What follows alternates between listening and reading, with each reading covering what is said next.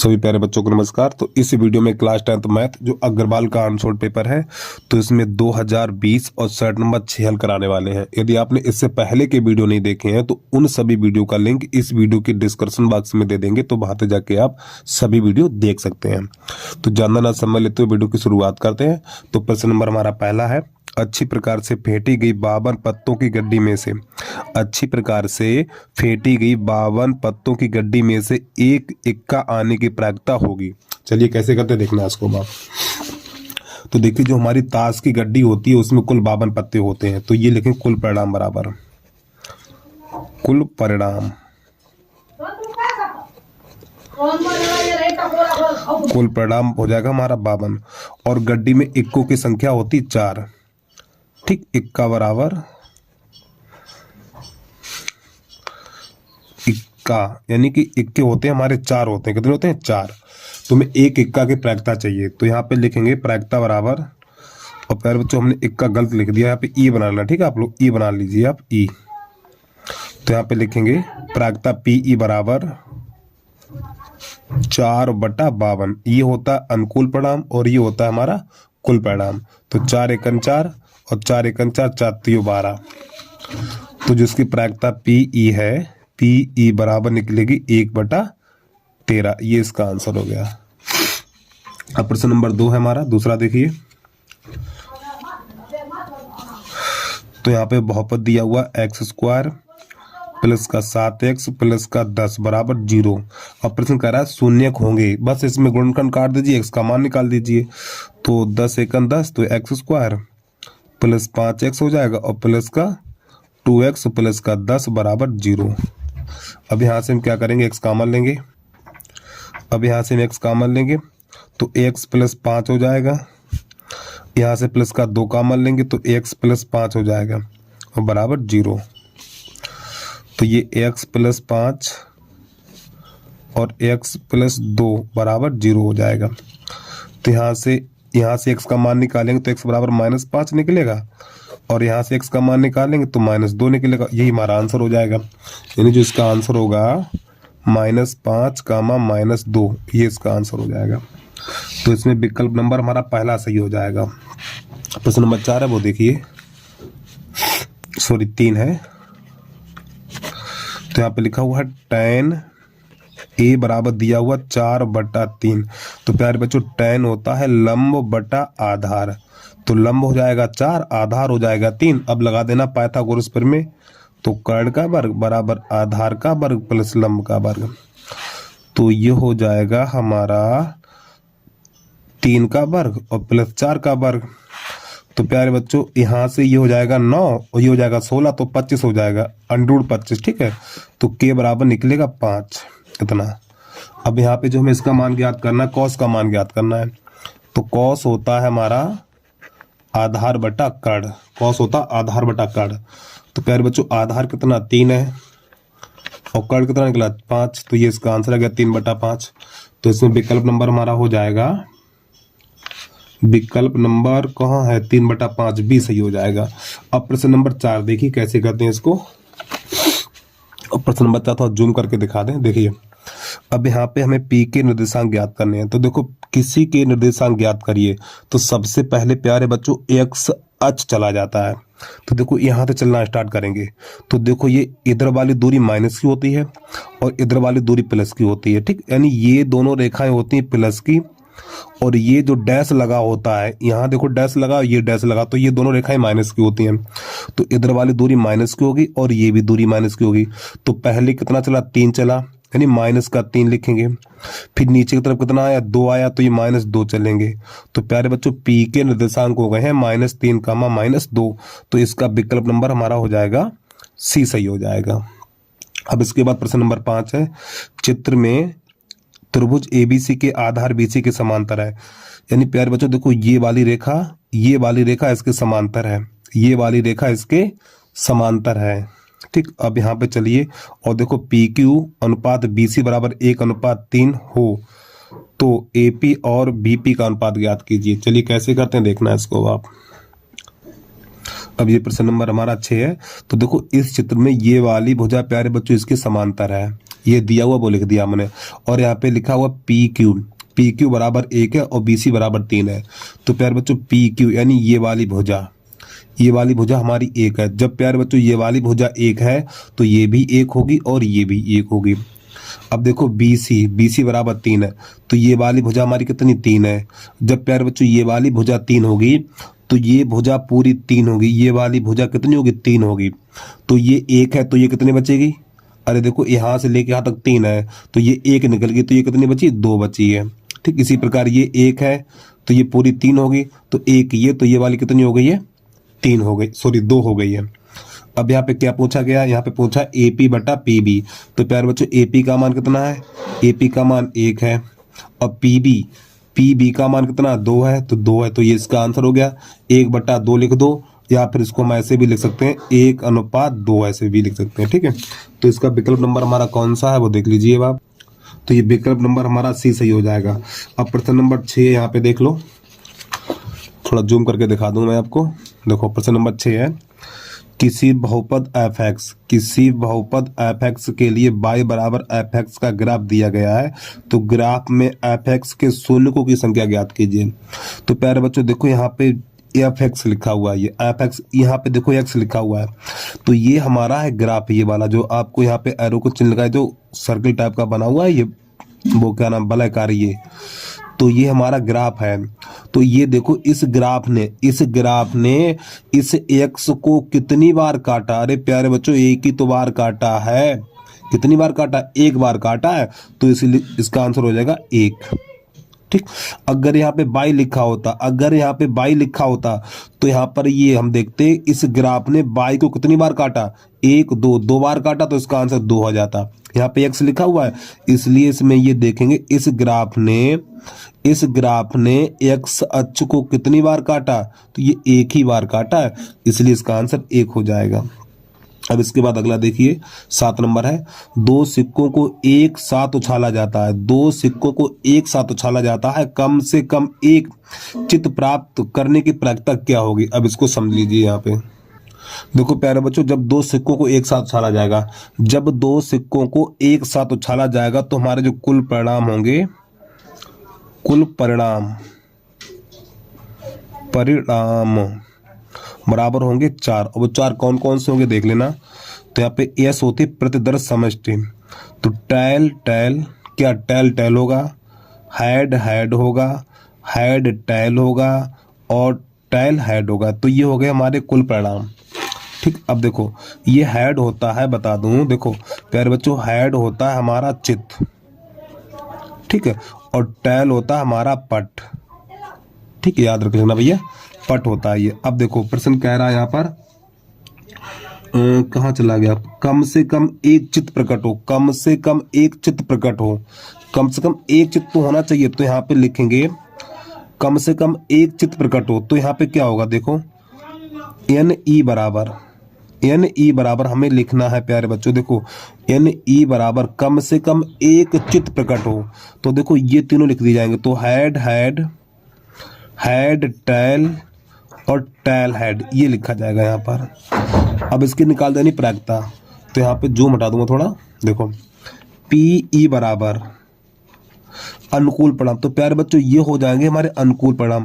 तो ये अनुकूल परिणाम कितने हैं, 3 है, कितने हैं 3 है, तो 3 और बटा ये कुल परिणाम कितने हमारे पास 4 है, तो बटा 4, तो इसका आंसर हो जाएगा 3/4, ये इसका आंसर हो जाएगा। तो कौन सा विकल्प है, A नंबर C हो जाएगा हमारा। ठीक, विकल्प नंबर A सही हो जाएगा इसका। देख लें हम एक बार आंसर इसका। प्रश्न नंबर 7 का है ये A, हाँ ठीक सही है। उम्मीद है प्रश्न आपको समझ में आ गया होगा, एक बार फिर समझ लीजिए। देखो प्यारे बच्चों, H होता है यानी हेड चित्त बोलते हैं और टैल पट बोलते हैं। तो 2 सिक्कों को एक बार उछाला जाएगा, तो उसके परिणाम होंगे 4, और वो कौन कौन से हैं, टैल होगा, हेड होगा, हेड टैल होगा और टैल हेड होगा।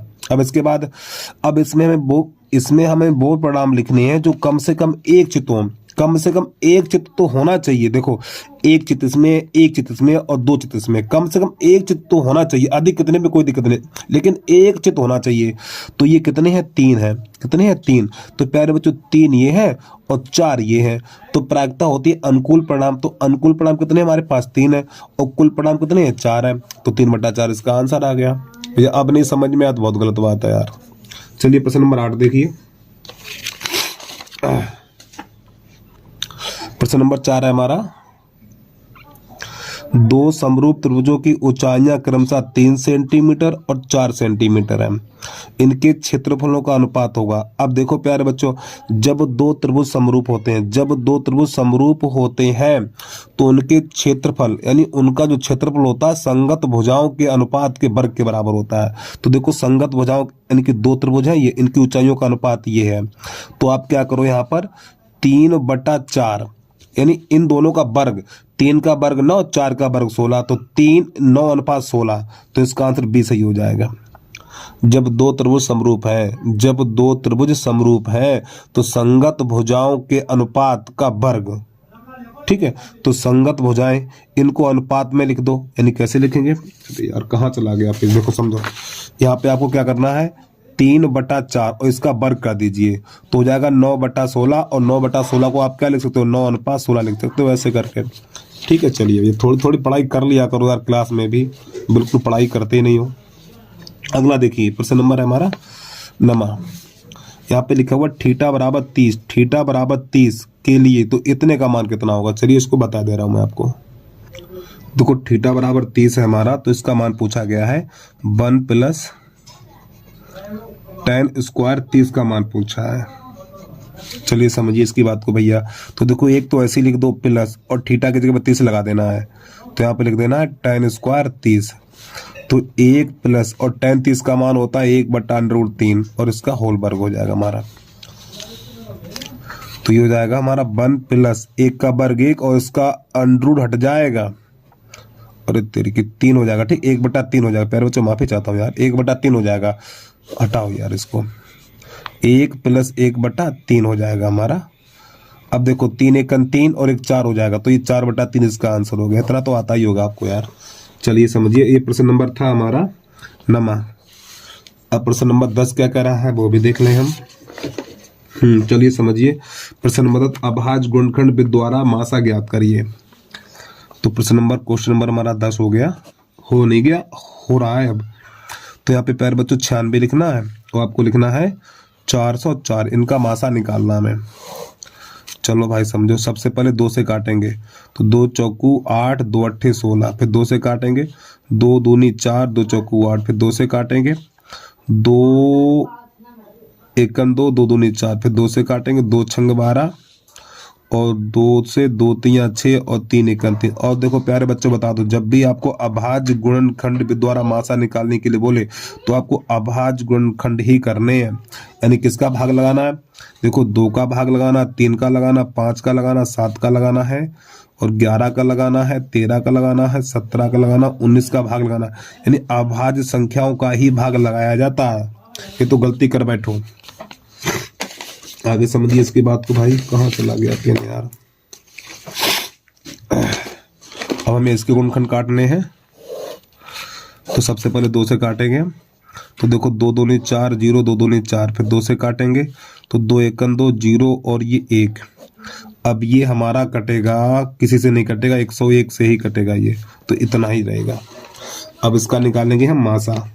तो पहले लिखेंगे 96 बराबर, इन सबको लिख लेना है, 2 गुणा कितनी बार आया, 1 2 3 4 5 बार आया ये, 2 गुणा 2 गुणा 2 गुणा 2 और गुणा 3। अब इसको लिखेंगे 404 बराबर, तो 2 गुणा 2 गुणा 101। अब इसका निकाल देना हमें, लासा निकाल देना है। तो नई लाइन से लिखेंगे लासा बार, क्या निकालना है इसमें, लासा, हाँ मासा निकालना है। मासा बराबर, मासा में क्या होता है, जिसका जोड़ा बन जाए। देखो इसका जोड़ा बन गया, इसका जोड़ा बन गया, तो ये इसका 2 लिख लेंगे और इसका 2 लिख लेंगे, तो 2 दूनी 4, इसका ये आंसर हो गया हमारा। चलिए समझिए, अगर यहाँ पे लासा की बात करता, अगर यहाँ पे लासा की बात करता तो ये लिख लिए पहले जोड़ा वाले, अब इन सबको लिख लिया जाता। ठीक, सब इन सबको लिख के गुणा कर देते, आंसर निकल के आ जाता हमारा। अब प्रश्न नंबर हमारा 11 है, एक बहुपद जिसके मूल 3 और 2 हैं तो द्विघात बहुपद ज्ञात कीजिए। चलिए कैसे करते हैं देखना है इसको। तो प्रश्न नंबर 11 है हमारा। तो प्यारे बच्चों, एक मूल मान लो अल्फा बराबर है 3 और बीटा बराबर है हमारा 2। ठीक है, तो हमारा जो द्विघात समीकरण होता है, द्विघात समीकरण एक्स स्क्वायर माइनस मूलों का योगफल यानी अल्फा प्लस बीटा और इंटू एक्स और प्लस अल्फा बीटा, ये हमारा सूत्र होता है बराबर 0। द्विघात समीकरण का सूत्र होता है ये, मान लगा दीजिए। तो यहाँ पे हो जाएगा एक्स स्क्वायर माइनस, अब अल्फा का मान 3 है और बीटा का मान 2 है, और एक्स प्लस फिर अल्फा का मान 3 है और बीटा का मान 2 बराबर 0। इसको हल कर दीजिए आप। तो एक्स स्क्वायर ये 5 हो जाएगा और एक्स का गुणा हो जाएगा तो ये 5x हो जाएगा और प्लस 3 दूनी 6x बराबर 0। अब देख लो कौन सा विकल्प है, उसी पे टिक लगा दीजिए आप खटाक से जल्दी से। तो कौन सा सही हो जाएगा ये, तो ये हमारा विकल्प नंबर बी सही हो जाएगा। ठीक है, प्रश्न नंबर 12 है, ये कैसे करेंगे देखना इसको आप। तो प्रश्न नंबर 12 है हमारा, दो संख्याओं का योगफल 35 है। देखो दो संख्याओं का योगफल 35 है, माना संख्या हमारे पास x और y है, तो इन दोनों का योगफल बराबर 35। ठीक है, और इनका अंतर यानी x माइनस y बराबर कितना है, 13 है। तो वो संख्याएं कितनी है चलिए समझिए। तो इससे ये कट गया तो x 2x और बराबर हो जाएगा 48। तो 2 1 2 तो ये हो जाएगा हमारा 24। तो x बराबर 24, ये वाला मान 1 में रख दो, 1 में रखने पर तो 1 में रखेंगे तो यहाँ पे 24 हो जाएगा ना, 24 प्लस y, तो 24 प्लस y बराबर 35। अब 24 को उधर भेज दो तो y बराबर 24 माइनस 35 माइनस 24, तो y बराबर हो जाएगा हमारा 21 क्यों होगा यार, 15 वो 14 11 होगा ना, हाँ ठीक है 11। जब इसमें इसे घटाएं 11 बचेगा तो हमारी संख्या हो गई 24 और 11, ये दोनों आंसर आ गए। देखो 24 11 है इसमें, 24 11 विकल्प नंबर हमारा हो जाएगा बी सही। अगला देखिए आप प्रश्न, जल्दी से नोट कर लिया करो यार। अब प्रश्न नंबर है हमारा ये 12 के बाद 13 देखिए आप। प्रश्न नंबर 13, और प्यारे बच्चों बता दो ये सफेद वाले है ना, व्हाइट वाले कागज खत्म हो गए यार, ये कुछ बचे हैं, 4-5 बचे हैं। चलो देखिए अगला प्रश्न नंबर 13 है हमारा। अरे आपको पढ़ना ही है, क्या करना है यार, सफेद हो चाहे काला हो बस दिखाई देना चाहिए आपको। -5 7 -1 3 को जोड़ने पर रेखा का मध्य बिंदु होगा, यानी इन दोनों बिंदुओं के बीच का मध्य बिंदु चाहिए। तो मध्य बिंदु के निर्देशांक का सूत्र आपको पता ही होगा, मध्य बिंदु के निर्देशांक। तो प्यारे बच्चों जिसका सूत्र होता है x1 प्लस x2 बटा 2 कामा y1 प्लस y2 बटा 2 है, ये होता है। ठीक है, क्वेश्चन लगा लेना, आगे भी इस क्वेश्चन में बंद कर देना इसको। यहाँ पे लिखा x1 प्लस x2 बटा 2 कामा y1 प्लस y2 बटा 2, मान लगा दीजिए इसके। अब तो देखो x1 का मान -5 और x2 का मान -1 है बटा 2 कामा y1 का मान 7 और y2 का मान 3 है बटा 2, तो ये बनेगा जाके हमारा -6 बटा 2 और ये हो जाएगा 10 बटा 2। तो जब इससे कटापटी करेंगे इसकी 2 1 2 2 3 6 और 2 1 2 2 5 10, तो इसका आंसर निकलेगा -3 5, इसका आंसर निकल के आ जाएगा। तो हमारा विकल्प नंबर हो जाएगा बी सही। अगला देखिए प्रश्न नंबर है हमारा 14। तो प्रश्न नंबर 14, सबसे पहले एक त्रिभुज बना ले, कैसा भी त्रिभुज बना लीजिए कोई दिक्कत नहीं है। अब देखो यहां से एक त्रिभुज बना लिया हमने, अब चित्र हमने बना लिया तो इसके नाम कहीं से भी लिखना स्टार्ट कर दीजिए, कोई दिक्कत नहीं है। ए बी और सी हली। अब मान लगा दो ए बी का मान कितना है, ए बी का मान है 3 और BC का मान है, अरे AB का मान है 13 और BC का मान है, कहाँ गया BC, कितना, हाँ BC है 12। अब इसके बाद AC, ये रहा AC, ये है 5। अब प्यारे बच्चों आप ये बताओ हमें इसमें से सबसे बड़ी भुजा कौन सी है। हमें ये बताना है इन तीन में से 90 अंश का कोण कौन सा है। तो देखो जो सबसे बड़ी भुजा होगी, प्यारे बच्चों सुन लो पहले एक बार, जो सबसे बड़ी भुजा होगी तो ये वाली सबसे बड़ी भुजा है, तो इसके सामने जो कोण होगा ये वाला, तो ये कोण होगा 90 अंश का हमारा। तो इस त्रिभुज में कोण C है 90 अंश, क्योंकि 90 अंश के सामने वाली भुजा कर्ण होती है, ये आपको पता होना चाहिए। तो ये कोण C 90 अंश हो जाएगा हमारा। तो यहाँ पर लिख दो कोण C बराबर 90 अंश।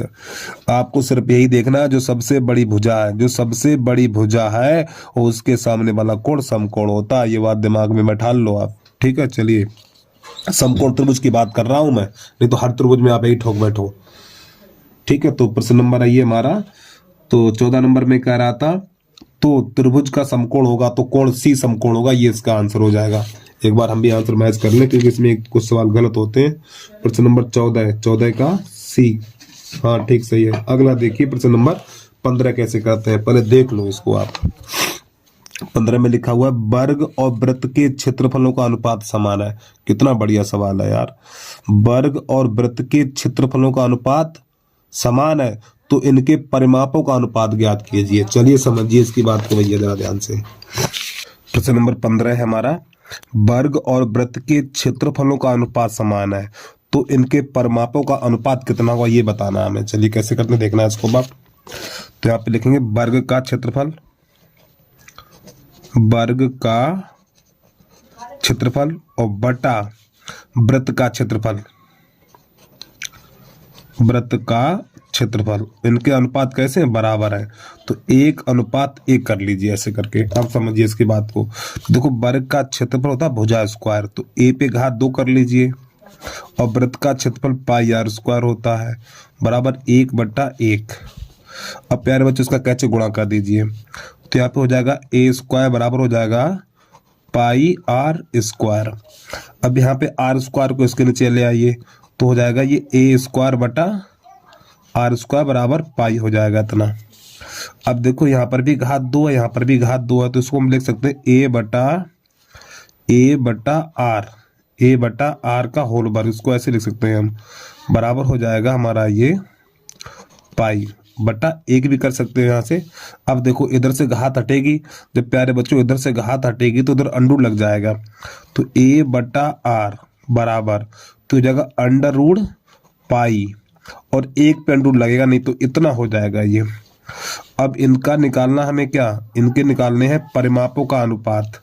अब समझिए वर्ग का परिमाप 4 गुणा भुजा होता है तो 4a और वृत्त का परिमाप 2 पाई r होता है। एक बार पे समझिए, देखो वर्ग का परिमाप 4a होता है और वृत्त का पर 2 पाई r, इनका अनुपात ज्ञात करना। अब इसको हम क्या लिख सकते हैं, तो देखो प्यारे बच्चों इसको हम लिख सकते हैं 4/2 पाई, 4/2 पाई और कोष्टक के अंदर a बटा r लिख सकते हैं ऐसे करके हम। अब देखो a बटा r का मान कितना, a बटा r का मान है अंडर पाई बटा 1, तो यहाँ पे मान लगा देंगे हम, तो ये हो जाएगा हमारा 4/2 पाई और a बटा r का मान है अंडर पाई बटा 2, तो अंडर रूट पाई बटा 1 है इसका मान। अब समझिए देखो यहाँ से 2 से ये 2 1 2 और 2 दूनी 4, तो यहाँ पे प्यारे बच्चों बचा हुआ है 2 बटा ये पाई बचा हुआ है, तो पाई को हम लिख सकते हैं अंडर रूट पाई और गुणा अंडर रूट पाई, इसको ये लिख सकते हैं हम, और गुणा अंडर रूट पाई और बटा 1 ऐसे करके। अब 1 पाई से 1 पाई चला जाएगा तो यहाँ पर बचेगा 2 बटा अंडर रूट पाई, इसको हम ऐसे भी ले सकते हैं 2:अंडर रूट पाई, तो ये तेरी की, तो ये हमारा आंसर आ गया, ठीक है 2:अंडर रूट पाई। अब ये कौन सा विकल्प है, तो ये विकल्प नंबर हो जाएगा हमारा C सही हो जाएगा, ठीक। और प्यारे बच्चों जिस बच्चे ने अभी तक यूट्यूब चैनल को सब्सक्राइब नहीं किया तो भैया यूट्यूब चैनल को सब्सक्राइब कर लो, वीडियो को लाइक कर दिया करो यार, और इस वीडियो को शेयर दबा के करिए आप। और कमेंट में जरूर बताना वीडियो आपको कैसा लगा है। तो प्यारे बच्चों, ये हमारा क्षेत्रफलों का अनुपात है और ये परिमापों का अनुपात है। तो परिमापों का अनुपात निकला है 2:√पाई। अब इसके बाद अगला प्रश्न देखिए। तो प्रश्न नंबर हमारा 16 है। देखो, यदि दो संख्याओं का लासा 1200 है, यदि दो संख्याओं का लासा 1200 है तो इनका मासा नहीं हो सकता। तो देखो, मासा नहीं हो सकता, जिस संख्या का भाग ना लगे भाई मासा नहीं होगा। देखो, एक काम करो प्यारे बच्चों, ये 2 जीरो हटा दो, सबके 2 जीरो हटा दो, इसके भी जीरो हटाओ, इस प्रश्न सही है ठीक, इसके भी जीरो हटाओ, इन सबके हमने 2 जीरो हटा दिए। तो जिसका भाग नहीं लगेगा वही मासा नहीं होगा। देखो, 6 दूनी 12, 4 तियो 12 और 2 छंग 12। अब इसमें 5 का भाग नहीं लगा। अरे भैया, इस 12 में 5 का भाग नहीं लगेगा तो ये विकल्प नंबर हो जाएगा सही। अरे प्रश्न कर रहा है तो इनका मासा नहीं हो सकता। तो यानी कि दो संख्याओं का लासा इतना है तो मासा 500 नहीं हो सकता। ये इसका आंसर हो जाएगा। अगला देखिए प्रश्न नंबर 17। यदि समांतर श्रेणी का पहला पद -3 है और दूसरा पद इतना है तो सर्वांतर यानी डी का मान ज्ञात करना है। तो प्यारे बच्चों, ये प्रश्न नंबर 16 की जगह हमें करना है 17, तो यहाँ प्लस कर दिया मैंने 1, तो 16 + 1 आपको पता ही कितना होगा। तो देखिए, यहाँ पे पहला पद यानी a बराबर है हमारा -3 और जो इसका दूसरा पद है तो दूसरा पद लिखा जाता है a + d बराबर कितना है हमारा 4 है। तो a का मान -3 है तो यहाँ पे -3 लगा दीजिए, तो -3 + d बराबर हो जाएगा 4 और -3 को उधर भेज दो तो d बराबर 4 + 3, तो d बराबर हो जाएगा हमारा 7। ये इसका आंसर आ गया। अब इसके बाद प्रश्न नंबर अगला देखिए। k किस मान के लिए द्विघात समीकरण इतने इतने के मूल समान है। चलिए भैया, ये भी देख लीजिए। 17 के बाद 18, 2x² - kx + k बराबर 0। तो मूल समान है, तो सबसे पहले इसमें a b c के मान छाटेंगे हम। तो a बराबर हो जाएगा हमारा 2 और b बराबर -k और c बराबर भी k हो जाएगा। और जब मूल समान है तो b² - 4ac बराबर लगाना है 0। तो मान लगा दीजिए, तो -k का वर्ग हो जाएगा ये -4, a का मान 2 और c का मान k और बराबर 0 इतना। तो प्यारे बच्चों, ये हो जाएगा k² माइनस हो जाएगा 8k बराबर 0। अब एक काम करो, इसमें से k कॉमन ले लो, जब प्यारे बच्चों k कॉमन लेंगे तो यहाँ पे हो जाएगा k - 8 बराबर 0। अब समझिए, अब सब बच्चे खोपड़िया के ताले खोल लो भैया अपने समझना। यहाँ पर देखो, यहाँ पे k है तो पहले तो भैया k बराबर हो जाएगा 0, k बराबर 0। फिर इसके बाद k - 8 यहाँ से लिखेंगे हम, k - 8 बराबर 0, तो k बराबर 8। तो प्यारे बच्चों, जो k के मान निकलेंगे ये 2 निकल के आएंगे। देखो, k बराबर 0 एक तो ये हो गया, फिर k - 8 बराबर 0 तो k बराबर 8 निकल के आ जाएगा। तो ये इसका आंसर हो गया 0,8। तो इसका विकल्प नंबर हमारा हो जाएगा 20 सही। OTP। अगला देखिए प्रश्न नंबर है हमारा 19। यही चित्र में समझा दें आपको हम। तो यहाँ पे ज्ञात करना है ये वाला कोण 110 अंश है, तो PTQ। और देखो प्यारे बच्चों, बता दूं मैं, इन दोनों कोणों का योग 180 अंश होता है। इन दोनों कोणों का योग 180 अंश होता है। तो 110 का ये है तो ये कितने बचेगा, तो ये हो जाएगा 70 अंश का। कितने का हो जाएगा, 70 का, क्योंकि इन दोनों कोणों का योग 180 अंश होता है। तो ये वाला बचेगा 70 अंश का। अब इसके बाद प्रश्न नंबर है 12, सॉरी माफी चाहता हूँ प्यारे बच्चों, प्रश्न नंबर 20 है। एक घन की भुजा 12 सेंटीमीटर है, एक घन की भुजा 12 सेंटीमीटर है तो उसका आयतन कितना होगा ये बताना है। तो देखो, घन का आयतन होता भुजा क्यू, घन का आयतन होता है भुजा क्यू, तो 12 घन कितना होगा, 1728 होगा। ठीक है, चलिए कैसे करते हैं देखो बता दें आपको। तो यहाँ पे जो घन की भुजा दी है, घन की भुजा बराबर दी है 12 सेंटीमीटर। घन की भुजा 12 सेंटीमीटर हमारी, तो इसको हम ए लिख सकते हैं, ए बराबर 12 सेंटीमीटर। ठीक है, तो घन का आयतन, घन का, अब आपको सूत्र ही नहीं याद है तो उसके लिए हम क्या करें, घन का आयतन होता भुजा क्यू, अरे बच्चे प्रश्नावली खत्म हो जाती, सूत्र ही नहीं याद कर पाते हैं, हम तो इस बात से परेशान होते हैं यार बहुत। तो 12 घन होता है, अगर घन नहीं पता है तो 12 × 12 3 बार कर लीजिए, तो इसका आएगा 1728 निकल के घन सेंटीमीटर। ठीक, ये इसका आंसर हो गया। चलिए भाई जल्दी से नोट कर लीजिए, आप आगे बढ़िए। अब प्रश्न नंबर पहला है,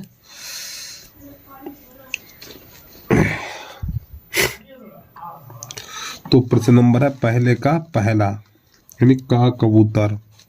तो प्रश्न कह रहा है 2 अंकों वाली कितनी संख्याएं 3 से विभाजित है।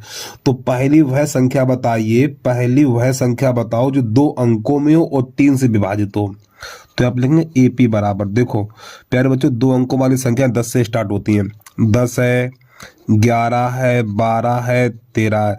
तो पहली संख्या 2 अंकों में सबसे पहली संख्या 12 होगी, क्योंकि ये 3 से विभाजित है। तो यहाँ पे लिखेंगे 12, और इसमें 3 3 जोड़िए 15, फिर इसमें 3 जोड़ो 18, फिर 3 जोड़ो 21, डैश डैश कहाँ तक, 99 तक।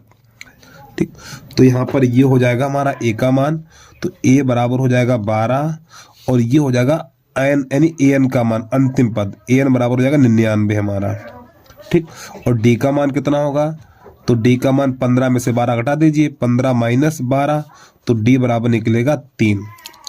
अब समझिए इसकी बात को भैया, तो सूत्र होता है हमारा ए एन बराबर A plus N minus 1 into D. तो ए एन का मान कितना है, 99 है, बराबर ए का मान 12 है, प्लस एन माइनस 1 और डी का मान 3 है। अब 12 को भेज दे उधर, जब 12 को उधर भेजेंगे तो आपका हो जाएगा ये 99 - 12 बराबर एन माइनस 1 इंटू 3। जब इसे घटाएंगे तो यहाँ 7 बचेगा, इधर 8 हो जाएगा, 87 एन माइनस 1 और इंटू 3। अब इसमें से काट दीजिए, देखिए 3 एकम 3, और ये हो जाएगा हमारा, जूम हटा दूं मैं यार, देखो 3 एकम 3 और 3 दूनी 6, 3 नेम 27। अब प्यारे बच्चों इधर बचा हुआ 29, तो n माइनस 1 बराबर 29, और एक उधर भेज देंगे तो n बराबर निकलेगा हमारा 30। ये आ गया, यानी इस श्रेणी में 30 संख्याएं ऐसी हैं जो 3 से विभाजित हैं। ठीक है, चलिए जल्दी से नोट कर लीजिए प्रश्न को आप। अब इसके बाद प्रश्न नंबर अगला है, इसमें x का k का मान बताना है। तो प्रश्न नंबर पहले का है हमारा खा, तो ये हमारी पदों की संख्या और ये हमारी बारंबारता है। तो हमें क्या करना, तो सबसे पहले इसका इसमें गुणा करना है। तो 5 छक्का 30 हो जाएगा। ये देखो आराम से करना, जल्दबाजी नहीं करनी है आपको। 5 छक्का 30, 15 चौकू 60, अब 25 तिया 75, इसका इसमें करें तो 35 के हो जाएगा, 35 के, और 45 दूनी 90, इतना।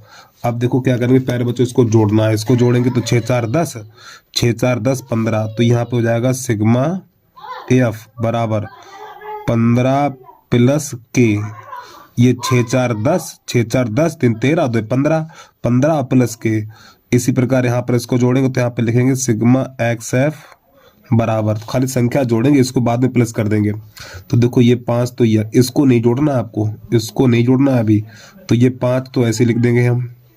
अब देखो 6 3 9, और 9 और 7 16, 16 और 9 25, तो ये जाएगा 25, और प्लस ये 35 के लास्ट में जोड़ेंगे, 35 के, इस प्रकार।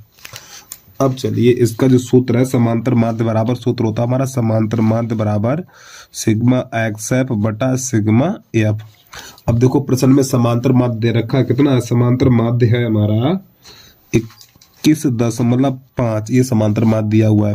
और प्यारे बच्चों इसका जो मान दिया हुआ है 255 प्लस 35 के, और बटा इसका मान दिया हुआ है 15 प्लस के। आप गुणा करा दीजिए, तो देखो जिसके नीचे कुछ नहीं उसके नीचे 1 होता है, तो इसका गुणा इसमें करिए। चलिए तो आपका हो जाएगा ये 255 प्लस 35 के बराबर, अब 15 गुणा इसमें करो, तो देखो 15 पन्ना 75 की 5 हासिल लगी हमारी 2 7, 15 एकन 15, 15 7 22, 15 पन्ना 75 की 5 हासिल 7, 15 एकन 15, 15 7 22 हासिल 2, और 15 दूनी 30, 2 32, 32। अब दशमलव से पीछे एक अंक तो दशमलव हो जाएगा यहाँ पर, फिर इसका इसमें गुणा करें तो हमारा हो जाएगा 21.5 के। अब प्यारे बच्चों कर दो 75, तो इसको ले आओ इधर और इसको ले जाओ उधर, तो ये हमारा हो जाएगा 35 के और माइनस 21.5 के बराबर 322.5 और माइनस 255। समझिए इसकी बात को भैया, घटाओ। अब एक काम करो, थोड़ा देखो 35 में से 21.5 घटाना है, तो यहाँ पे 35.0 लिख लो, इधर 21.5 लिख लो, तो यहाँ से 2.5 लेंगे तो 10 में से 5 जाएगा, 5 बचेगा, यहाँ पर रहेगा 4 और 4 में से 1 गया 3, तो हमारा बचा हुआ है 13.5 बचा हुआ है। तो यहाँ पे लिखेंगे हम 13.5 के और बराबर इसमें से घटाएंगे, तो इसके पीछे कर लो आप 0, इसे सीधे घटा दीजिए। ठीक, तो ये देखो 10.5 ये 0 है, तो यहाँ पे 5 लिख दो दशमलव। अब देखो 12 में से 5 जाएगा 7 बचेगा, 12 में से 5 जाएगा 7 बचेगा, फिर यहाँ पर रह जाएगा 1, फिर यहाँ से 2.5 लेंगे 11 में से 5 जाएगा तो 6 बचेगा, इधर इतना बचेगा। अब इससे ये काट देंगे हम, तो देखो इससे ये काटेंगे तो ये जाएगा पूरा 5 बार चला जाएगा हमारा, तो के बराबर हो जाएगा 5। तो प्यारे बच्चों ये इसका आंसर आ गया। चलिए प्रश्न को पूरा देखिए फिर आगे बढ़िए आप। प्रश्न नंबर खा के बाद है गा गमला। तो प्यारे बच्चों प्रश्न नंबर पहले का गा है ये गलत है, ठीक है, तो इसकी जगह पे हम दूसरा करा दे रहे हैं। यहाँ पे किताब वाला प्रश्न है, बहुत बढ़िया प्रश्न है। देखो, एक घड़ी की मिनट की सुई, एक घड़ी की मिनट की सुई जिसकी लंबाई 14 सेंटीमीटर है, तो इस सुई द्वारा 5 मिनट में रचित क्षेत्रफल ज्ञात कीजिए। ठीक है, तो किताब का प्रश्न है और प्रश्नावली हमारी 12.2। ठीक है, उम्मीद है प्रश्न आपने लगा लिए होंगे ये। फिलहाल मैं फिर भी इसको एक बार प्रश्न नंबर 3 को दोबारा से बता दे रहा हूँ, कैसे करते हैं देखना है इसको आप। तो यहाँ पर लिखेंगे हम, इसको हटाओ, तो यहाँ से दूसरा कागज लगा लें हम। हाँ चले जाते हैं यार ये।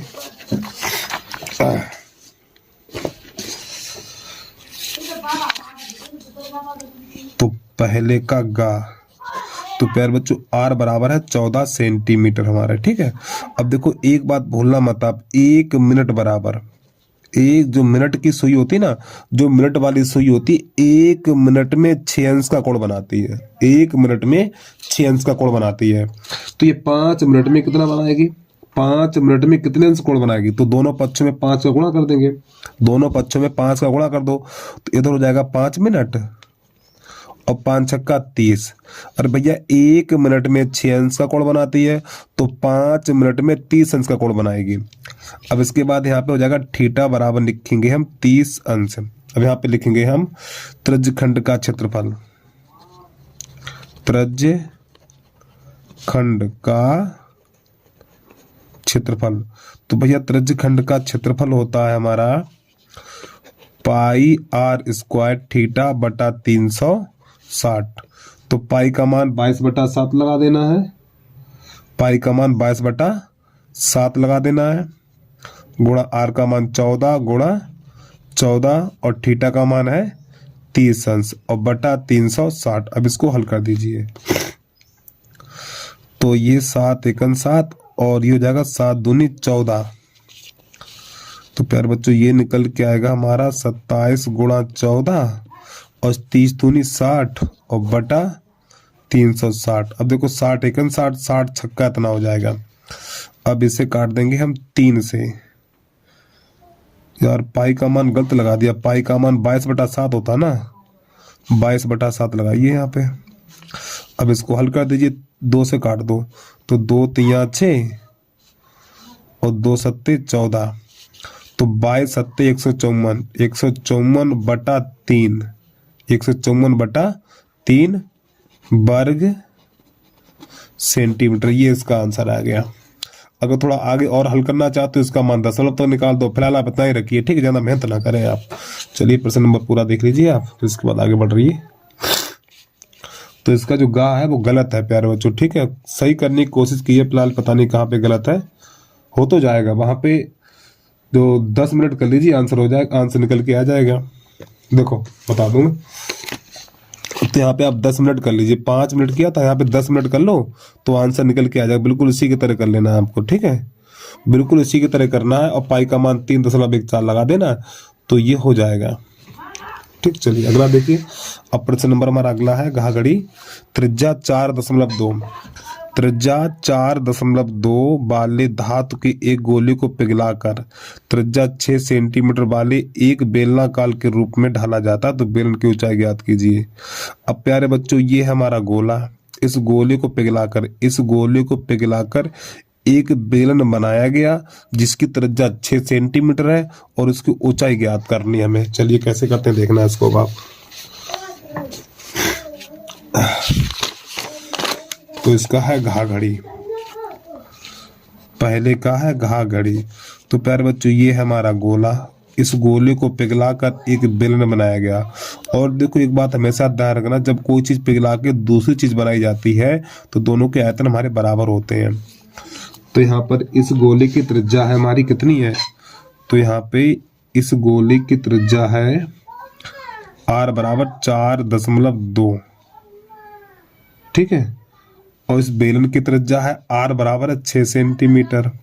तो इसकी ऊंचाई ज्ञात करनी है, तो यहाँ पे लिखेंगे गोले का आयतन होता है 4/3 पाई r क्यू, और बेलन का आयतन होता है पाई r, बड़ी आर, यहाँ पे देखो बड़ी आर लिखिए तो बड़ी आर लिखिए पाई r² h, पाई से पाई हटा दीजिए तो यहाँ पे लिखेंगे 4/3 और इस r का मान है 4.2 गुणा 4.2 गुणा 4.2, तो इस r का मान 6 है, तो 6 गुणा 6 गुणा h पता नहीं हमें। अब समझो, तो 6 एकन 6 और 6 सत्ते 42.7 हो जाएगा। उसके बाद 6 एकन 6 और 6 सत्ते 42.7 हो जाएगा। अभी 3 से काटो, 3 एकन 3 और 3 एकन 3.3 चौक 12 इतना हो जाएगा। तो यहाँ पे h बराबर, तो प्यारे बच्चों 14 चौकू 56, 14 चौकू 56 दशमलव यहाँ पे लग जाएगा और 7 सत्ते 49, तो यहाँ पे इसका दशमलव लग जाएगा। अब इन दोनों कर देना हमें गुणा,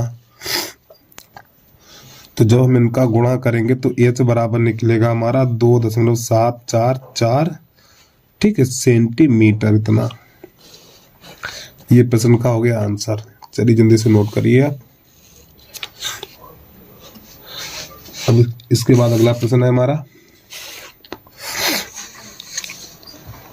प्रश्न नंबर, फिर मूलों की प्रकृति ज्ञात कीजिए। चलिए इसी के प्रश्न को दिखाने की जरूरत ही नहीं है। प्रश्न नंबर है हमारा घाघड़ी, पहले का है घाघड़ी, सॉरी यहाँ खाली है, तो द्विघात समीकरण दे रखा है 2x² माइनस का 4x प्लस का 3 बराबर 0 का विभक्त कर ज्ञात कीजिए। तो पहले इसमें d का मान निकालना है, तो a बराबर हो जाएगा हमारा 2 और b बराबर -4 और c बराबर हो जाएगा 3। तो प्यारे बच्चों यहाँ पे लिखेंगे d बराबर होता है b² माइनस 4ac, तो बराबर के नीचे बराबर का चिन्ह -4 का वर्ग और -4 और गुणा a का मान 2 और c का मान 3, तो ये तो बन जाएगा 16 और -4 दूनी 8 और 8 तियां 24, तो यहाँ पे घटाएंगे तो माइनस का 8 बचेगा। अब जो d का मान है प्यारे बच्चों, जो d का मान है वो 0 से कैसा है, छोटा है, यानी यहाँ पे दर्शा देंगे हम d का मान 0 से छोटा है, 0 से छोटा। देखो जिस ओर मुंह कर दो वो संख्या बड़ी होती है, यानी d का मान ऋणात्मक है, तो यहाँ पे लिखेंगे मूल, यानी मूल कोई वास्तविक मूल, ये लिखिए कोई वास्तविक मूल नहीं है।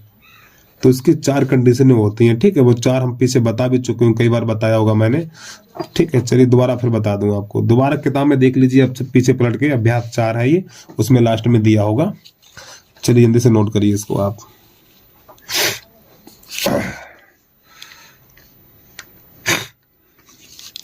अब इसके बाद प्रश्न नंबर है हमारा इसका कौन सा है, 4 चम्मच, 4 चम्मच को अपने आप करिए भाई,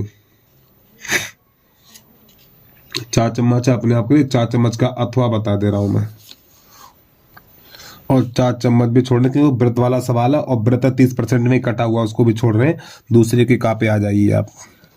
तो प्रश्न नंबर दूसरे का पहला है हमारा यहाँ पर साइन ए बटा 1 प्लस कॉस ए और प्लस 1 प्लस कॉस ए बटा साइन ए और बराबर है हमारा 2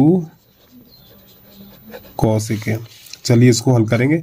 तो सबसे पहले इसके LHS लिखनी ये वाली साइड है, तो यहाँ पे LHS साइन ए बटा 1 plus cos A plus 1 plus cos A बटा साइन ए। अब इसको हल करिए, तो इसका गुणा इसमें और इसका इसमें करेंगे तो ये हो जाएगा हमारा साइन ए प्लस साइन स्क्वायर ए हो जाएगा ना, इसका इसमें करेंगे तो साइन स्क्वायर ए। अब ये होल वर्ग बन जाएगा, तो 1 प्लस कॉस ए का होल वर्ग बटा ये नीचे गुणा लगा देंगे, करेंगे नहीं लगाएंगे, साइन ए और 1 प्लस कॉस ए। तो यहाँ पे ये हो जाएगा साइन स्क्वायर, इसका होल वर्ग खोलेंगे तो प्लस कॉस स्क्वायर ए हम पहले लिख देंगे प्लस 1 और प्लस 2 कॉस ए बटा साइन ए और 1 प्लस कॉस ए। तो देखो 1 और 1 2 हो जाए, सॉरी ये सूत्र बन गया ना हमारा ये वाला, देखिए तब तो कहते सूत्र याद कर लो, तब तो करेंगे नहीं आप। तो ये बन गया 1 और प्लस 1 और प्लस 2 कॉस ए बटा साइन ए और 1 प्लस कॉस ए। तो दिमाग खराब कर लेते हो क्लास में जब सर पढ़ाते हैं तो 1 और 1 2 हो जाएगा कॉस ए और बटा साइन ए और 1 प्लस कॉस ए। और प्यारे बच्चों ऊपर से 2 कॉमन ले लेंगे हम, 2 कॉमन ले लेंगे तो 1 प्लस कॉस ए और बटा साइन ए और 1 प्लस कॉस ए। अब भैया इससे कर लो राम राम, ये तो कट जाएगा हमारा। तो जो यहाँ पर बचेगा हमारा 2 बटा साइन ए, ये बचा हुआ है। अब इसको हम लिख सकते हैं 2 गुणा 1 बटा साइन। और प्यारे बच्चों 1 बटा साइन तो आपको पता ही होगा, तो 1 बटा साइन होता कॉसेक, यही हमारा हो गया। तो LHS बराबर RHS। चलो क्वेश्चन को पूरा देखिए, आगे बढ़िए आप। यहाँ से इसकी स्टार्टिंग करेंगे।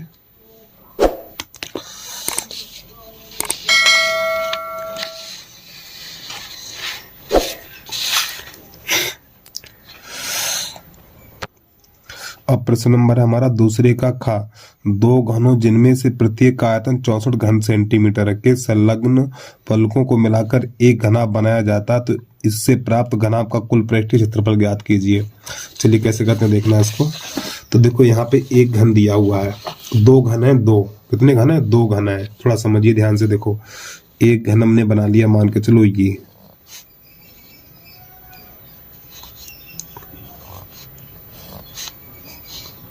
ठीक, एक घन हमारा ये है और एक घन ये वाला है।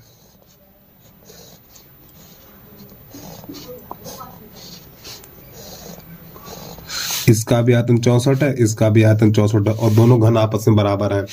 तो यहाँ पे लिखेंगे घन का आयतन बराबर। और प्रश्न नंबर है हमारा दूसरे का खा खरगोश। घन का आयतन, घन का आयतन, और घन का आयतन कितना 64 है और घन का आयतन होता है भुजा क्यों, तो a पे घात 3 बराबर 64 और 64 को 4 पे घात 3 ले सकते हैं। इसमें 4 पे घात 3, घात से घात कट जाएगी तो a बराबर निकलेगा 4। तो प्यारे बच्चों घन की भुजा निकली है 4 सेंटीमीटर निकली है, यानी ये भी सभी 4 की है। घन की भुजा कितनी है 4 की है। इसमें 12 भुजाएं होती हैं और 12 भुजाएं 4 की हैं। ये सभी भुजाएं 4 सेंटीमीटर की हैं। ठीक, अब इन दोनों घनों को आपस में मिला दिया गया। जब प्यारे बच्चों इन दोनों घनों को आपस में मिलाया गया,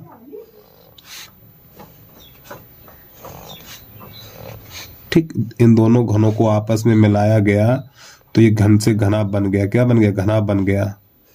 ये इस प्रकार ये घना बन गया। तो ये वाली भुजा 4 है तो ये 4 है, ये 4 है, ये 4 और ये 4 है। तो प्यारे बच्चों 4 4 8, तो इसकी लंबाई 4 से 8 हो जाएगी।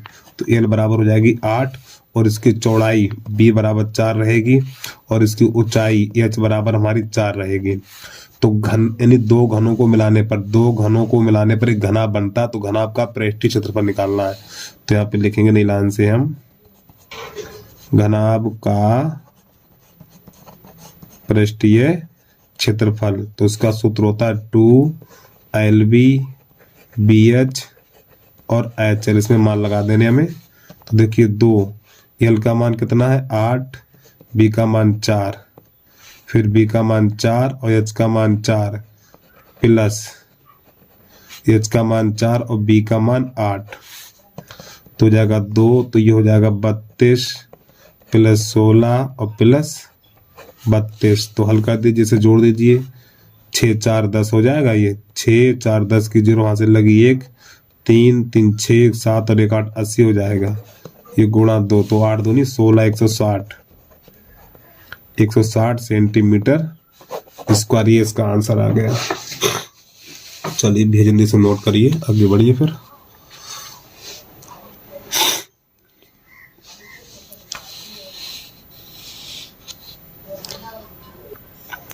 तो प्रश्न नंबर है हमारा दूसरे का गा गमला।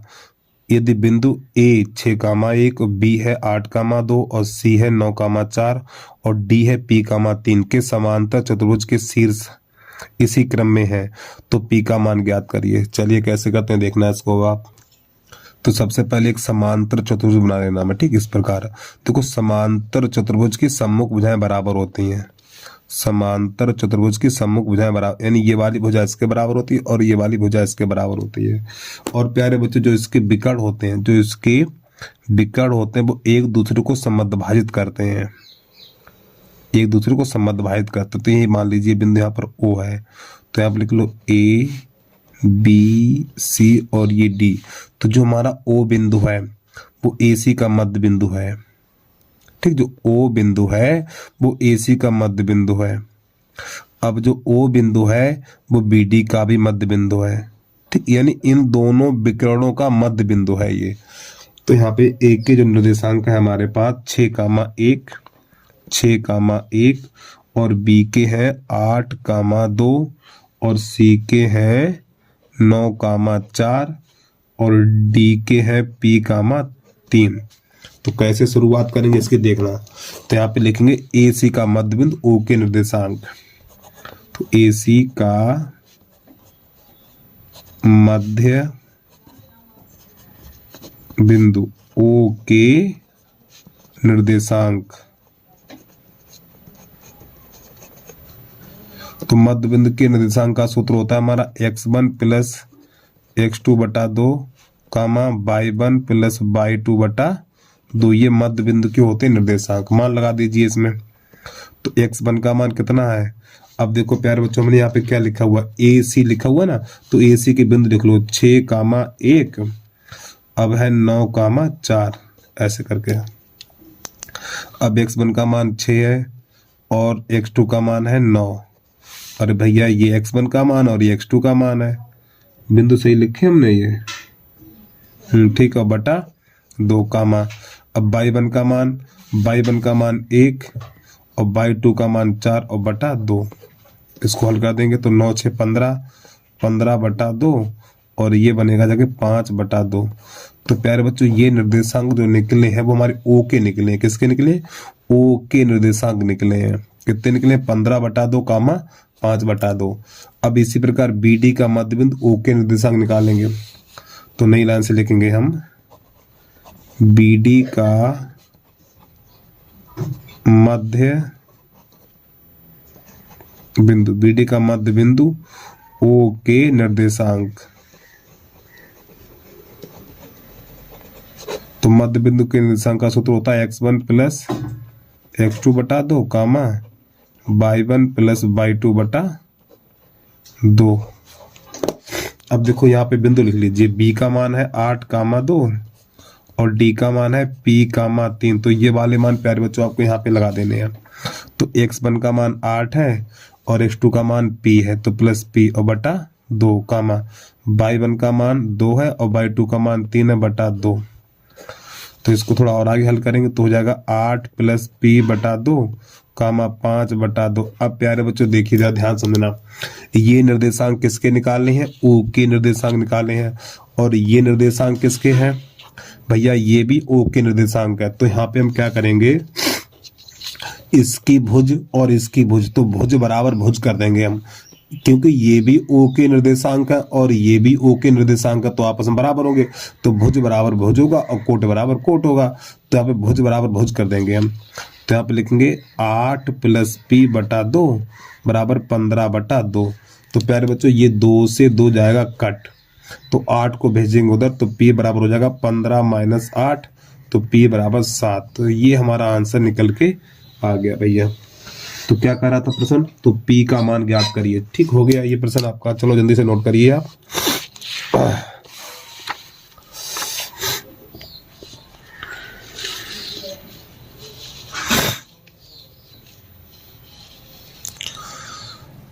यदि आप class 10th math Agarwal unsolved paper सभी देखना चाहते हैं तो सबसे पहले आपको हमारे वीडियो पे जाना पड़ेगा।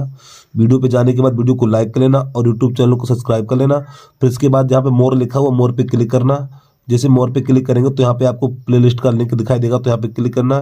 तो क्लिक करने के बाद ये हमारे सभी वीडियो निकल के आ जाएंगे। ठीक है, जो भी आप देखना चाहें देख सकते हैं यहाँ से। प्रश्न नंबर दूसरे का है घा घड़ी। सिद्ध कीजिए कि किसी बाह्य बिंदु से वृत्त पर खींची गई 2 स्पर्श रेखाओं की लंबाइयां बराबर होते हैं, ये सिद्ध करना है। चलिए कैसे करते हैं देखना है इसको। तो यहाँ पे सबसे पहले एक हमने वृत्त बनाया ये,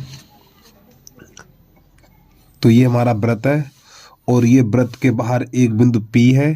ठीक है, और ये यानी कि यहाँ से एक स्पर्श रेखा एक ये खींची गई और एक हमारी वृत्त की स्पर्श रेखा ये है।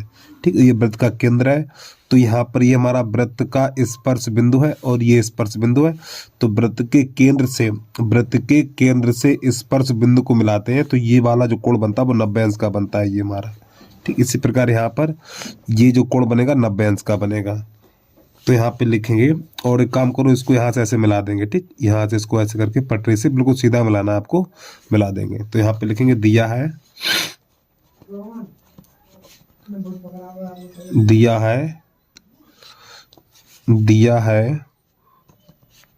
ओ केंद्र वाले वृत्त में, दिया है ओ केंद्र वाले वृत्त में AP तथा BP, PB लिख लो। ठीक, कोई दिक्कत नहीं। PB, AP तथा PB वृत्त की स्पर्श रेखाएं हैं। ठीक है, नई लाइन से लिखेंगे सिद्ध करना है हमें, सिद्ध करना है कि ये जो वृत्त की स्पर्श रेखा है ये वाली हमारी बराबर है, ये सिद्ध करना है। तो लिखेंगे सिद्ध करना है AP बराबर BP, ये सिद्ध करना है। चलिए भैया उपपत्ति में लिखेंगे यहाँ पर हम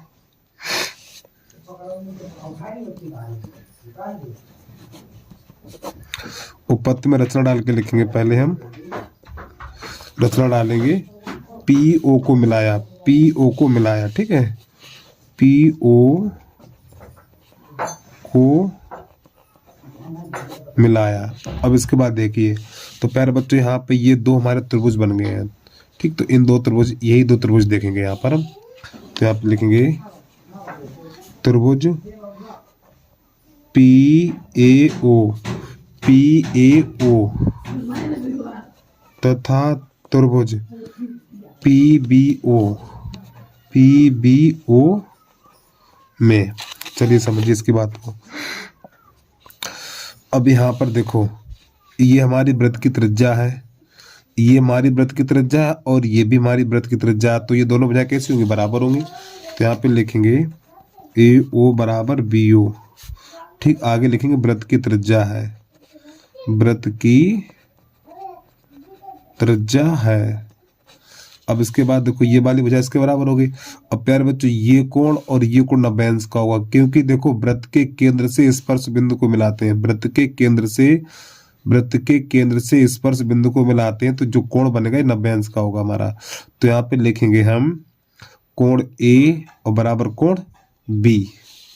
तो यहाँ पे लिख देना है कोण ए बराबर कोण बी और बराबर 90 अंश। अब इसके बाद ये वाली रेखा है, ये वाली जो रेखा है ये हमारी उभयनिष्ठ है।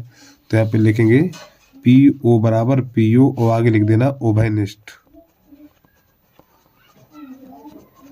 उभयनिष्ठ। ठीक है, तो लिखेंगे चूंकि, नहीं ये इसलिए का चिन्ह है। ठीक है, अरे तेरी की, चूंकि त्रिभुज पी ए ओ सर्वांशम त्रिभुज पी बी ओ किसके आधार पे है, ये एस ए एस के आधार पर त्रिभुज सर्वांशम हो गए। इसलिए जब ये त्रिभुज सर्वांशम हो गए तो इसलिए जब प्यारे बच्चों दोनों त्रिभुज सर्वांशम है तो इसलिए ए बी ए पी बराबर हो जाएगा बी पी। तो लिख देंगे ए पी बराबर हो जाएगा हमारा बी पी। बस यही सिद्ध हो गया। चलिए प्रश्न को पूरा देख लें, आप फिर आगे बढ़िए।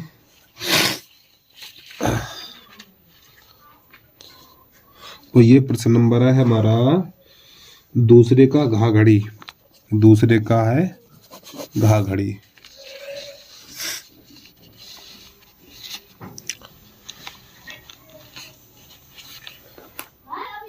अब दूसरे का है, यहाँ खाली है। सिद्ध कीजिए कि 3 अंडर रूट 2 एक अपरिमेय संख्या। तो यहाँ पे लिखेंगे माना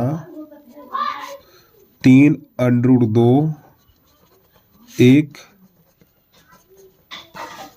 परमेय संख्या है, संख्या है। जब ये एक परमेय संख्या है तो परमेय संख्या को p बटा क्यू के रूप में लिखा जाता है। तो 3 अंडर रूट 2 बराबर p बटा क्यू। अब इस 3 का लगेगा भाग, तो जब 3 का भाग लगाएंगे तो अंडर रूट 2 बराबर हो जाएगा p बटा 3q। बस यहीं पे सवाल हो जाता खत्म। अब यहाँ से हिंदी लिखेंगे। तो प्यारे बच्चों ये वाली संख्या हमारी एक परमेय संख्या है। तो यहाँ पे लिखेंगे हम p बटा 3q एक परमेय संख्या है, परमेय संख्या है। तो प्यारे बच्चों ये हमारी एक परमेय संख्या है। जब ये परमेय संख्या है तो ये भी परमेय संख्या होगी। तो लिखेंगे तब अंडर रूट 2 भी एक परमेय संख्या है। ठीक, लेकिन विरोधाभास प्रमेय से विरोधाभास प्रमेय से अंडर रूट 2 एक अपरिमेय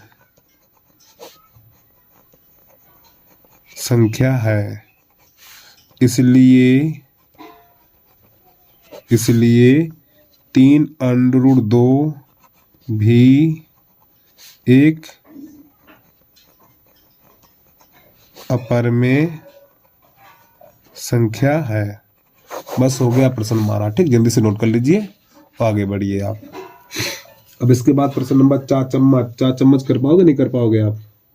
इसमें क्या बहुलक याद करना है। चलो हाँ 4 चम्मच बेटा अपने आप करना है, इसको बहुलक हो जाएगा। प्रश्न नंबर 3 पे आइए अब आप। तो प्रश्न नंबर 3 में दिया हुआ है, यहाँ पे लिखा हुआ 2x - 1 बटा x + 3 और -3 x + 3 बटा है 2x - 1 और बराबर 5। चलिए भैया यहाँ पे इसको हल करना है। कैसे करते देखना। तो देखो ये दोनों संख्याएं एक जैसी हैं, बस एक उल्टी और एक सीधी है। तो यहाँ पे क्या लिखेंगे हम 2x - 1 बटा x + y, अरे यार x + 3 है, x + 3 बराबर y। तो प्यारे बच्चों हमने इसको इतने की जगह पे y मान लिया। अब इसके दोनों पक्षों को पलट दें। जब इसके दोनों पक्षों को पलटेंगे तो क्या बनेगा, x + 3 बटा 2x - y बराबर 1 बटा y। जब इसको पलटेंगे तो इसको भी पलटना पड़ेगा हमें। ठीक है, तो देखो इतने का मान y बन गया, यानी इसकी जगह पे रखेंगे y और इसकी जगह पे रखेंगे 1 बटा y को मान रख के हल कर देंगे। चलिए समझिए, तो यहाँ पे 2y हो जाएगा और ये -3 यहाँ पे 1/22 और बराबर हो जाएगा 5। अरे भैया इसकी जगह पे बाई रख देना है और इसकी जगह पे 1/22 लिख देना है। तो यहाँ पे हो जाएगा 2 माइनस 3/22 बराबर 5। तो इसका इसमें करेंगे तो ये हमारा हो जाएगा 2 माइनस का 3/22 बराबर 5। जिसके नीचे कुछ नहीं, बाकी उसके नीचे 1 कर लो। तो 2 माइनस का 3, इसका इसमें करेंगे तो बराबर 5 हो जाएगा। और 5 को अंदर ले आओ। 2 माइनस का 5 ये माइनस का 3 बराबर 0। तो देखो 3 दूनी 6, 3 दूनी 6। तो 2 अब 6 के ऐसे गुणनखंड करो, घटाने पर हमें देखो माइनस का चिन्ह है तो घटाने पर हमें कितने मिले, 5 मिले। तो यहाँ पे लिखेंगे 3 दूनी 6, 6x प्लस का 22, इस प्रकार 22 लिखा जाएगा यहाँ पर भी। और माइनस का 3 बराबर 0। तो यहाँ से 2 कॉमन लेंगे तो 22 माइनस 3 हो जाएगा। यहाँ से प्लस का 1 कॉमन लेंगे तो 22 माइनस 3 बराबर 0। तो 22 माइनस 3, 2 प्लस 1 बराबर 0। अब यहाँ से देखो 22 का मान निकालेंगे तो 22 बराबर हो जाएगा, 22 माइनस 3 है तो 22 बराबर 3 हो जाएगा। अब 22 का मान हमने क्या लिया था, 22 का मान देखो 22 का मान नहीं तो लिया था। अब 22 की जगह पे ये वाला मान लगा देना हमें। तो यहाँ पर हमें लिख देना है 2x माइनस 1 बटा x प्लस 3 बराबर 3। तो जिसके नीचे कुछ नहीं उसके नीचे 1।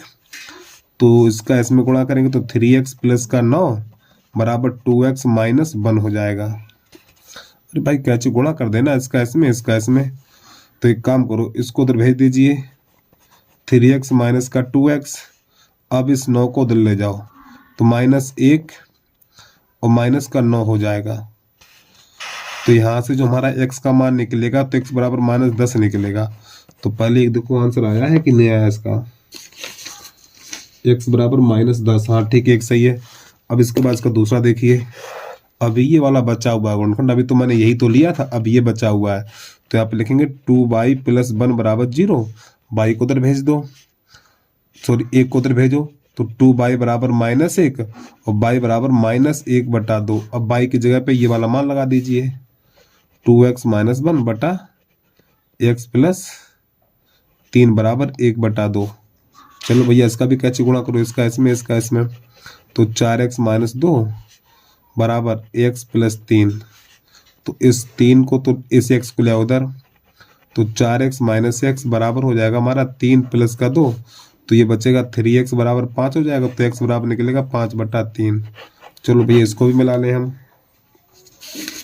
5/3 कहाँ चला गया यार, ये कहीं गलत हो गया, क्या लफड़ा हो गया भैया इसमें। ठीक है, ओ देखो गलती ये हो गई प्यारे बच्चों, ये माइनस का चिन्ह है तो माइनस का चिन्ह हमने छोड़ दिया यहाँ पर।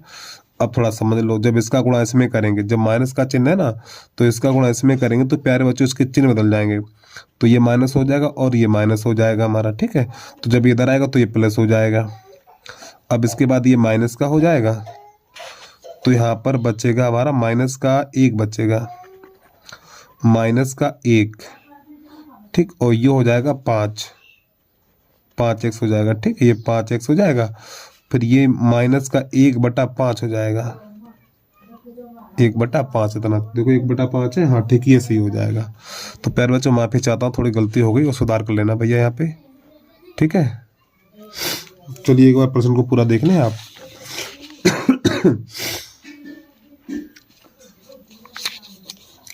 तो ये प्रश्न नंबर है हमारा, देखो प्रश्न डालना हम भूल गए, और ये प्रश्न नंबर है 3। और बोर्ड की परीक्षा में प्रश्न जरूर डाल के आए, तो प्रश्न डालने की गलती कर दें आप।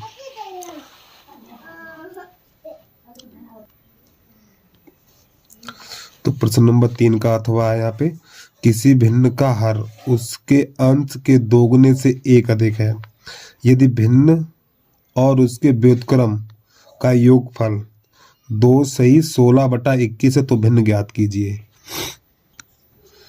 तो यहाँ पे लिखेंगे माना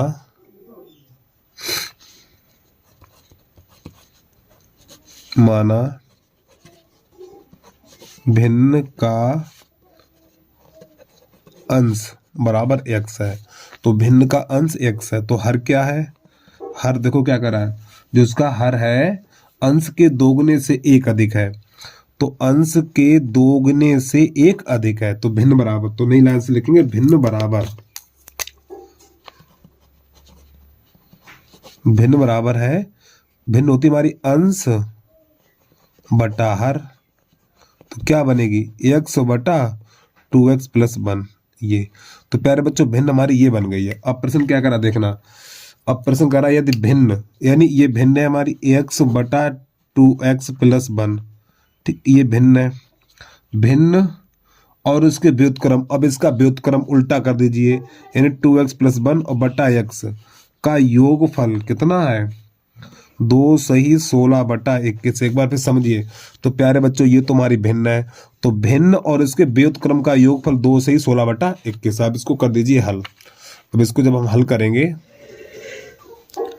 तो इसका गुणा इसमें और इसका इसमें, नीचे का नीचे, चलिए तो इसका इसमें करेंगे तो हमारा एक्स स्क्वायर हो जाएगा, और इसका इसमें करेंगे तो प्यारे बच्चों होल वर्ग बन जाएगा, ये 2x प्लस 1 का होल वर्ग, बटा इसका इसमें करेंगे तो ये बनेगा हमारा 2x स्क्वायर और प्लस का x बराबर 21 दूनी 42, 21 दूनी 42 और 42 में 16 जोड़ेंगे हम, 42 में जोड़ना है 16, तो ये हो जाएगा हमारा 58, 21 दूनी 42 और 42 में जोड़ेंगे 16, तो ये बन जाएगा 58, तो 58 बटा 21। चलिए इसको हल करिए तो हो जाएगा एक्स स्क्वायर प्लस इसका होल वर्ग खोलेंगे तो 4x स्क्वायर हो जाएगा, प्लस का 1 और प्लस का 4x हो जाएगा, बटा 2x स्क्वायर प्लस का x बराबर 58 बटा 21।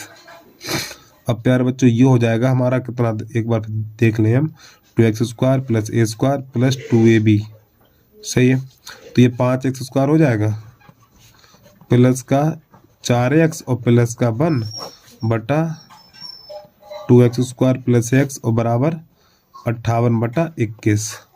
चलिए गुणा करिए, तो इसका गुणा इसमें और इसका इसमें कर देना हमें, तो किसका पहले बड़ी संख्या ये हो जाएगा हमारा, चलो पहले इसका कर लो, इसका इसमें गुणा करेंगे तो 8 दूनी 16 और 5 10 और 11 और प्लस का 58x। अरे भैया पहले हमने इसका गुणा इसमें कर दिया, अब इसका इसमें करेंगे बराबर, तो 21 पंजे 105, 21 पंजे 105 एक्स स्क्वायर, 21 चौक 84 एक्स और प्लस का 21। अब इन दोनों को ले आओ इधर, जब इन दोनों को इधर लाएंगे तो 116 एक्स स्क्वायर और माइनस का 105 एक्स स्क्वायर प्लस का 58 एक्स और माइनस का 84 एक्स और माइनस का 21 बराबर 0। तो यहाँ से जब इसको हल करेंगे तो जब इसमें इससे घटाएंगे तो ये बचेगा हमारा 11 एक्स स्क्वायर। अब ये माइनस का बचेगा, देखो 14 में से 8 जाएगा, 14 में से 8 जाएगा तो बचेगा 6, यहाँ पर रहेगा 26 बचेगा, ठीक, और एक्स माइनस का 21 बराबर 0। अब इसका करेंगे इसमें गुणा, तो 21 का 11 में करेंगे तो 11 एकन 11, 11 एकन 11, हाथ से ले 11 दूनी 22 और 23। अब इसके काट देने गुणनखंड, चलो देखते हैं क्या होगा इसके साथ। 3 से काटो, 3 सत्ते 21, 3 सत्ते 21, 3 सत्ते 21। अब ये काटे 7 से तो 7 एकन 7, 7 एकन 7, तो ये हो जाएगा 7 तियां 21, 11 तियां 33। हाँ ठीक है, देखो इन दोनों गुणा करो, 11 तियां 33, तो 33 में से 7 घटाएंगे हम, 11 तियां 33 और 33 में से 7 घटाएंगे तो हमारा 26 बच जाएगा, सही है। तो ये 11 एक्स स्क्वायर माइनस का यहाँ पे लिखेंगे 33 एक्स हो जाएगा प्लस का 7 एक्स और माइनस का 21 और बराबर 0। अब यहाँ से 11 एक्स कॉमन ले लेंगे, जब यहाँ से 11 एक्स कॉमन लेंगे तो प्यारे बच्चों ये बनेगा हमारा x माइनस 3। अब यहाँ से प्लस का 7 कॉमन लेंगे तो हो जाएगा x माइनस 3 और बराबर 0। तो x माइनस 3 और 11x प्लस 3 बराबर 0। तो प्यारे बच्चों यहाँ से आंसर अमान्य हो जाएगा, तो x माइनस 3 बराबर 0, तो x बराबर 3। ये अब जो हमारी भिन्न है, तो भिन्न हमने क्या मानी थी, तो नई लाइन से लिख लेना भिन्न बराबर भिन्न हमारी देखो ये वाली थी, यही तो भिन्न है, x बटा 2x प्लस 1। तो हमारा जो मान निकला है x बराबर 3 निकला है, तो x का मान 3 यहाँ लगा दीजिए। तो देखिए 3 पर यहाँ पे 3 रखेंगे, 3 दूनी 6 हो जाएगा, तो 6 प्लस 1 तो हो जाएगा 3/7। तो प्यारे बच्चों ये इसका आंसर आ गया। पहले आंसर देख लें फिर हम आपको प्रश्न पूरा दिखा दें। 3/7, हाँ ठीक सही है। चलिए प्रश्न को पूरा देखिए, और वैसे चाहो तो आप यहाँ से निकाल भी सकते हो। देखो 11x प्लस 3 है बराबर 0, इस 3 को दिल ले जाओ, और इतने समझदार हो आप यहाँ समझ सकते हो -3, तो x बराबर हो जाएगा -3/11। ये आंसर माइनस का है, इसलिए हो जाएगा अमान्य। ठीक है, लास्ट में नहीं समझोगे फिर कब समझोगे यार आप। चलो जल्दी से नोट करिए प्रश्न को आप।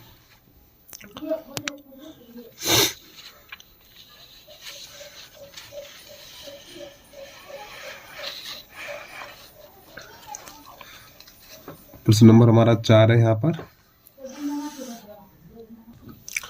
प्रश्न नंबर 4 है, एक बहुमंजिला भवन के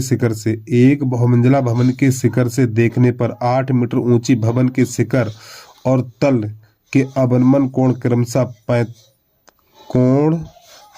तल के अवनमन कोण क्रमशः 30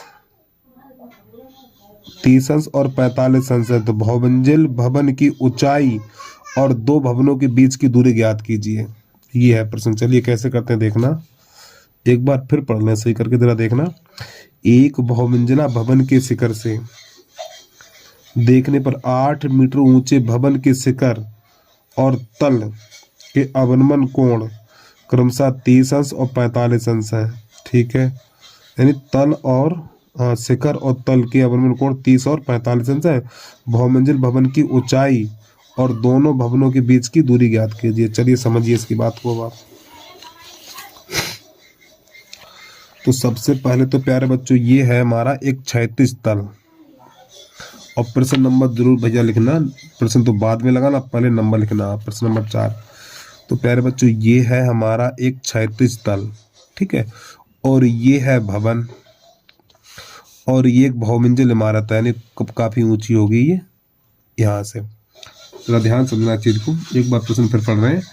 यानी कि एक बहुमंजिल भवन के शिखर से देखने पर 8 मीटर ऊंचे भवन, देखो ये हमारी बहुमंजिल ऊंचाई है, ठीक, और ये हमारा 8 मीटर ऊंचा भवन है।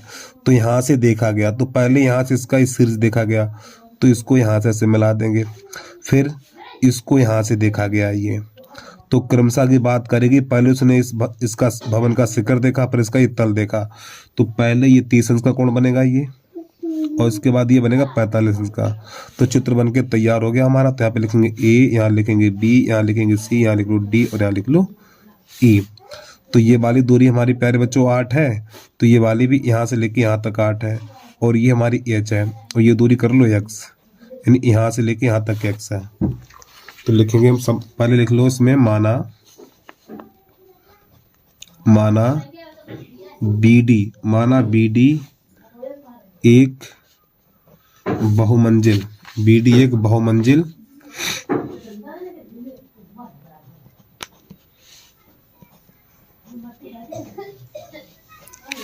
भवन है, बहुमंजिला भवन है, ठीक है। और इसके बाद AE एक भवन है, AE एक भवन है, देखो ये बड़ा भवन है और ये छोटा भवन है, AE एक भवन है। चलिए तो सबसे पहले समकोण त्रिभुज लेंगे DBA में, वो मतलब ये वाला ले लो, ठीक है, समकोण त्रिभुज DCE में।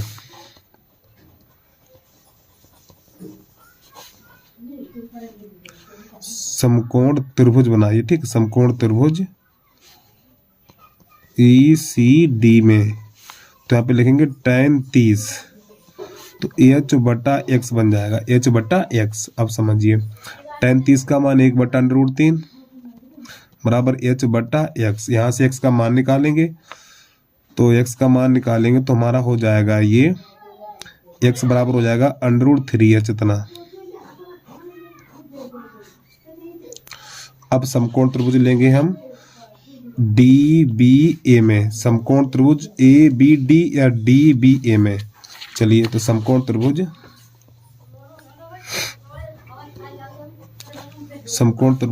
ए बी डी में, तो यहाँ पे लिखेंगे tan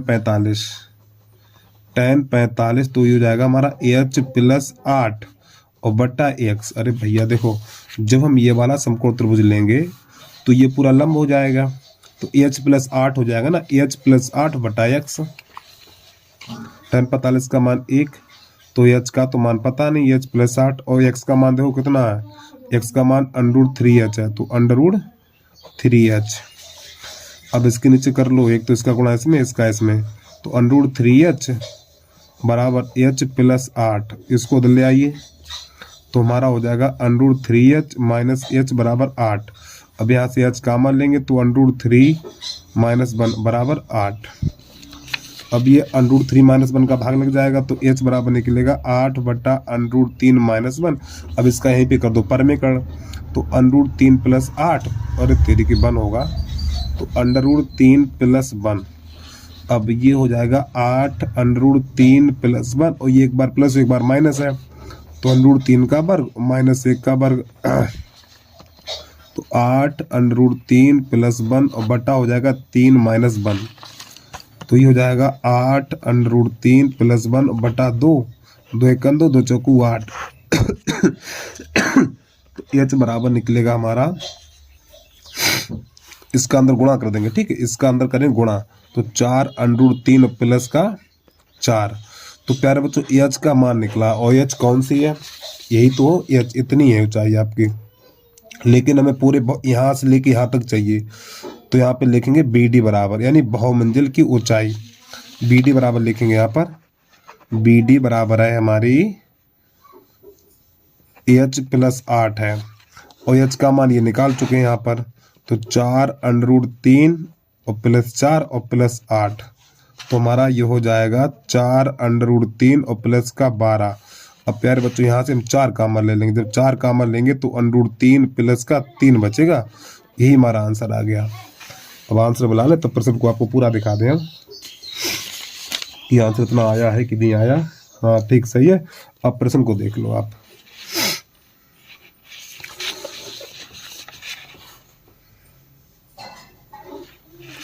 अभी थोड़ा इसमें और रह गया है, थोड़ा पहले इतना नोट कर लीजिए, अभी दिखा बता रहा हूँ क्या रह गया हमारा। यानी यहाँ पे ये रह गया, दोनों भवनों के बीच की दूरी भी ज्ञात करनी, इन दोनों के बीच की दूरी भी ज्ञात करनी हमें अभी। चलिए पहले तो नोट करिए आप, यानी x का मान भी निकालना हमें इसमें।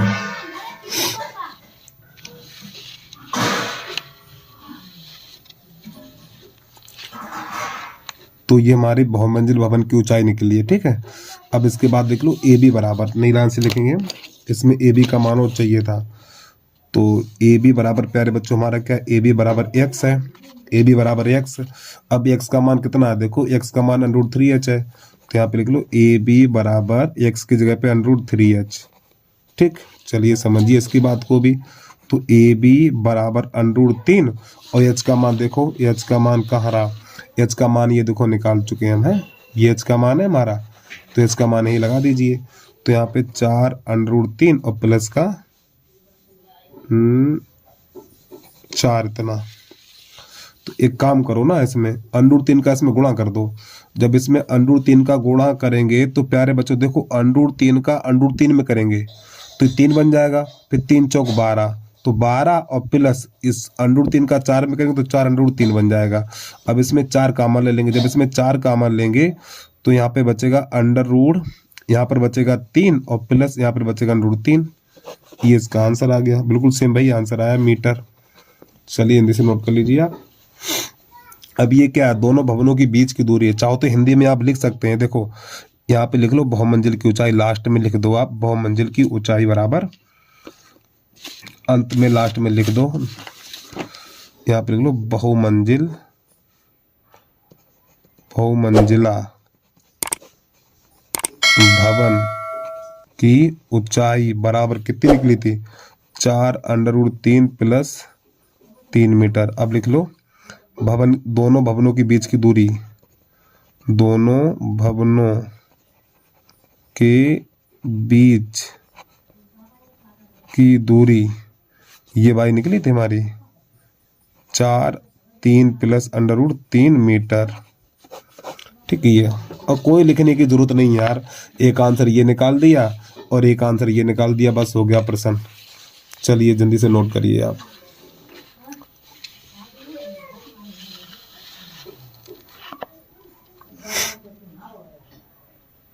तो प्रश्न नंबर है चौथे का खा और नंबर ए। तो यहाँ पे जो प्रश्न है हमारा 1 plus cot theta minus cosec theta, और अगले क्वेश्चन में 1 प्लस टेन थीटा और प्लस सेक थीटा और बराबर 2। तो सबसे पहले इसकी LHS लिखेंगे हम।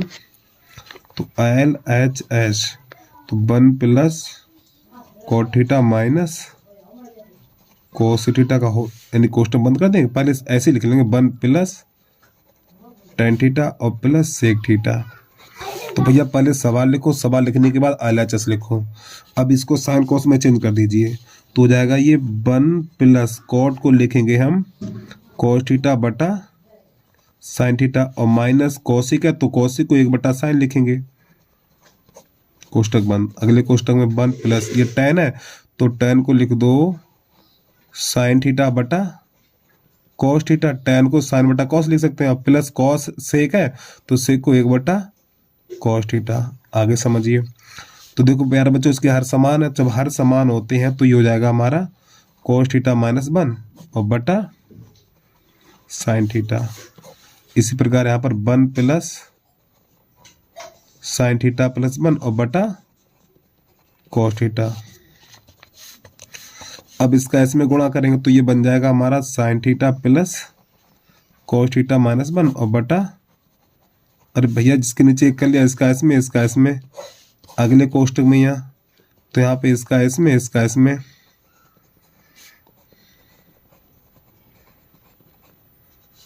बटा कॉस थीटा। अब प्यारे बच्चों एक चीज जरा ध्यान समझना, देखो अब ये चीज यहाँ पे ऐसे कोष्टक लगा ले सकते हैं ऐसे करके, ऐसे। तो जब इसका गुणा इसमें करेंगे तो ये एक बार प्लस एक बार माइनस बन गया, देखो ये माइनस और ये प्लस है, तो ये हो जाएगा हमारा sine theta plus cos theta का होल वर्ग और माइनस ये 1 का वर्ग और बटा नीचे के नीचे करेंगे तो हो जाएगा हमारा ये sine theta into cos theta इतना। अब यहाँ से दूसरे पेज पे लेके चल रहे हैं हम आपको।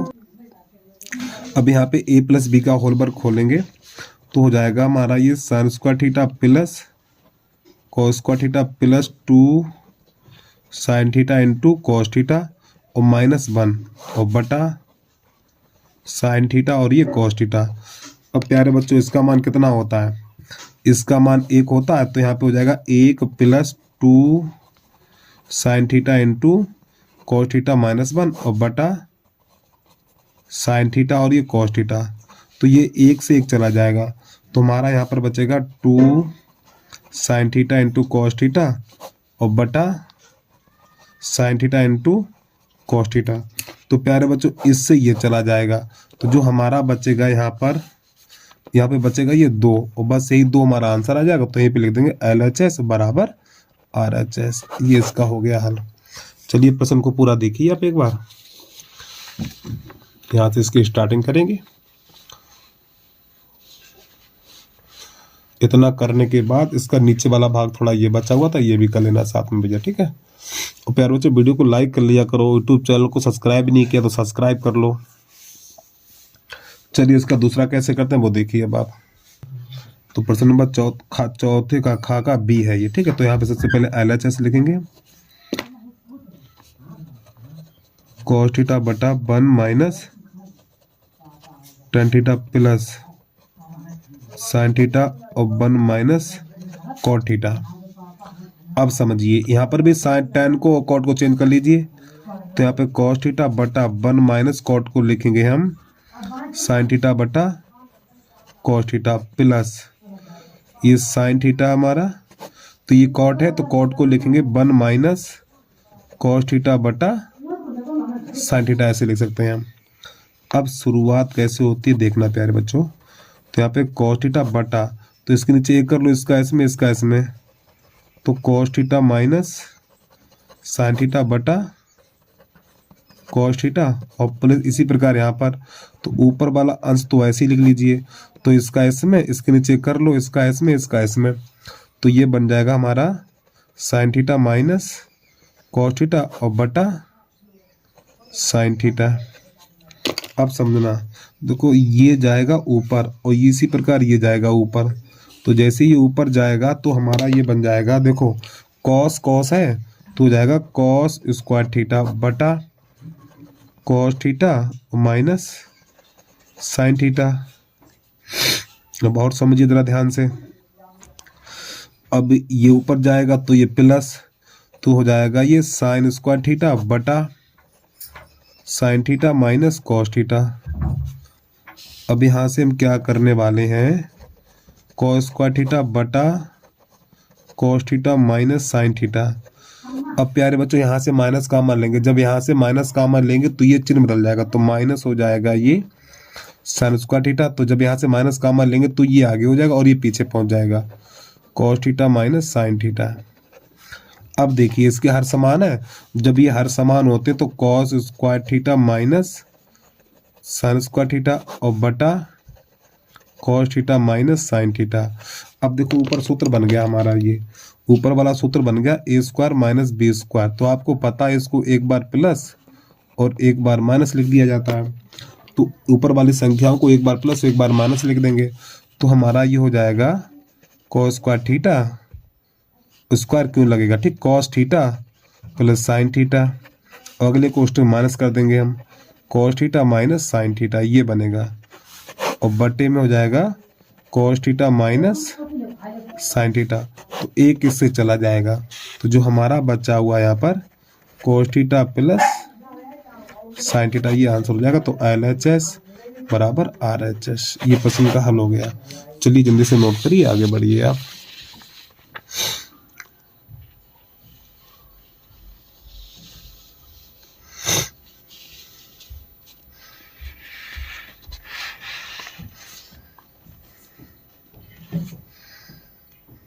तो प्रश्न नंबर 5 है हमारा, पानी एक वृत्ताकार पाइप जिसकी आंतरिक त्रिज्या 1 सेंटीमीटर है से 80 सेंटीमीटर प्रति सेकंड की चाल से खाली बेलनाकार टैंक में बहता है, जिसके आधार की त्रिज्या 40 सेंटीमीटर है, तो आधे घंटे में टंकी में पानी का स्तर कितना ऊपर उठ जाएगा, ये बताना है। चलिए कैसे करते देखना है इसको। आओ देखिए, तो पहले तो प्रश्न नंबर 5 लो, और प्रश्न भैया काफी बढ़िया प्रश्न है प्यारे बच्चों, बता दूं तो यहाँ पे प्रश्न नंबर 5 लिख लें आप। देखो ये हमारा एक पाइप है, ध्यान समझना, ये हमारा एक बेलनाकार पाइप है, ठीक है, और एक बेलनाकार ये टंकी है हमारी, ये बेलनाकार एक है टंकी, और जो प्यारे बच्चों जो इसका पानी है, जो इस पाइप का पानी इस टंकी में आ रहा है, सब में इसमें टंकी में आ रहा है। अब समझना जरा ध्यान से, इसकी जो त्रिज्या है, इस पाइप की त्रिज्या है, तो R बराबर कर लो 1 सेंटीमीटर। अब जो इसमें पानी बहता है, यानी जो पानी की चाल है, तो इसकी जो चाल बराबर है हमारी 18 सेंटीमीटर प्रति सेकेंड, यही तो है, 18 नहीं 80 है, माफी चाहता हूँ प्यारे बच्चों, यहाँ पे 80 कर लीजिए आप, 80 है, ठीक है, ये 80 मीटर प्रति सेकंड। इसका अर्थ ये हुआ, देखो जो इसकी चाल है 80 सेंटीमीटर प्रति सेकंड का अर्थ है 1 सेकंड बराबर 80 सेंटीमीटर पानी बह जाता है, इसका अर्थ ये है। तो हमें बताना आधे घंटे में कितना पानी बहेगा, यानी देखो 1 सेंटीमीटर, 1 सेकंड में 80 सेंटीमीटर पानी बह जाता है, तो आधे घंटे में कितना बहेगा। अब ये बताओ 1 घंटे में कितनी मिनटें होती, 1 घंटे में कितनी सेकंड होती हैं, 1 घंटे में कितनी सेकंड होती हैं आपसे पूछ रहा हूं मैं। तो 1 घंटे में 3600 सेकंड होती, कितनी होती हैं, 1 घंटे में 3600 सेकंड होती हैं, ये तो आपको पता ही होगा, ठीक है। 1 घंटे में 3600 सेकंड होती हैं, तो आधे घंटे में कितनी होंगी, 1800 होंगी, तो दोनों पक्षों में 1800 का गुणा कर दीजिए, तो यहाँ पे लिखेंगे 1800 सेकेंड बराबर, तो हो जाएगा 80 गुणा 1800 सेंटीमीटर। अब प्यारे बच्चों ये 1800 सेकेंड को आप क्या लिख सकते हो, आधा घंटा लिख सकते हो, नहीं लिख सकते हो, ठीक, ये आधा घंटा है तो ये हमारी एच बन जाएगी, क्या बन जाएगी एच, तो एच बराबर हो जाएगा 80 गुणा 1800 सेंटीमीटर। तो ये लंबाई किसकी है, अरे भैया ये हमारी पाइप की लंबाई निकल के आ गई, ये लंबाई किसकी, पाइप की लंबाई है, तो ये पाइप की त्रिज्या बन गई हमारी, ठीक, तो ये पाइप की लंबाई बन गई है यानी ऊंचाई। अब इसके बाद इस जो बेलन है इसकी जो त्रिज्या आर बराबर 40 सेंटीमीटर है, तो आधे घंटे में इस पाइप के द्वारा जो पानी इसमें जा रहा है तो पानी कितनी ऊंचाई तक ऊपर उठ जाएगा हमें ये बताना है, ठीक, कितना ऊंचा उठ जाएगा। चलिए कैसे करते हैं देखना है इसको। तो इसकी ऊंचाई मान लो एच, एक काम करो ना, ऊंचाई इसकी हमने छोटी एच मानी तो उसकी बड़ी एच मानी है, फिर बड़ी एच कर लो, दोनों को समान नहीं कर सकते हम। तो यहाँ पे लिखेंगे बेलन का ये पाइप का आयतन यानी बेलनाकार पाइप का आयतन और इधर ये बेलन का आयतन। तो यहाँ पे लिखेंगे बेलनाकार पाइप का आयतन बराबर बेलन का आयतन।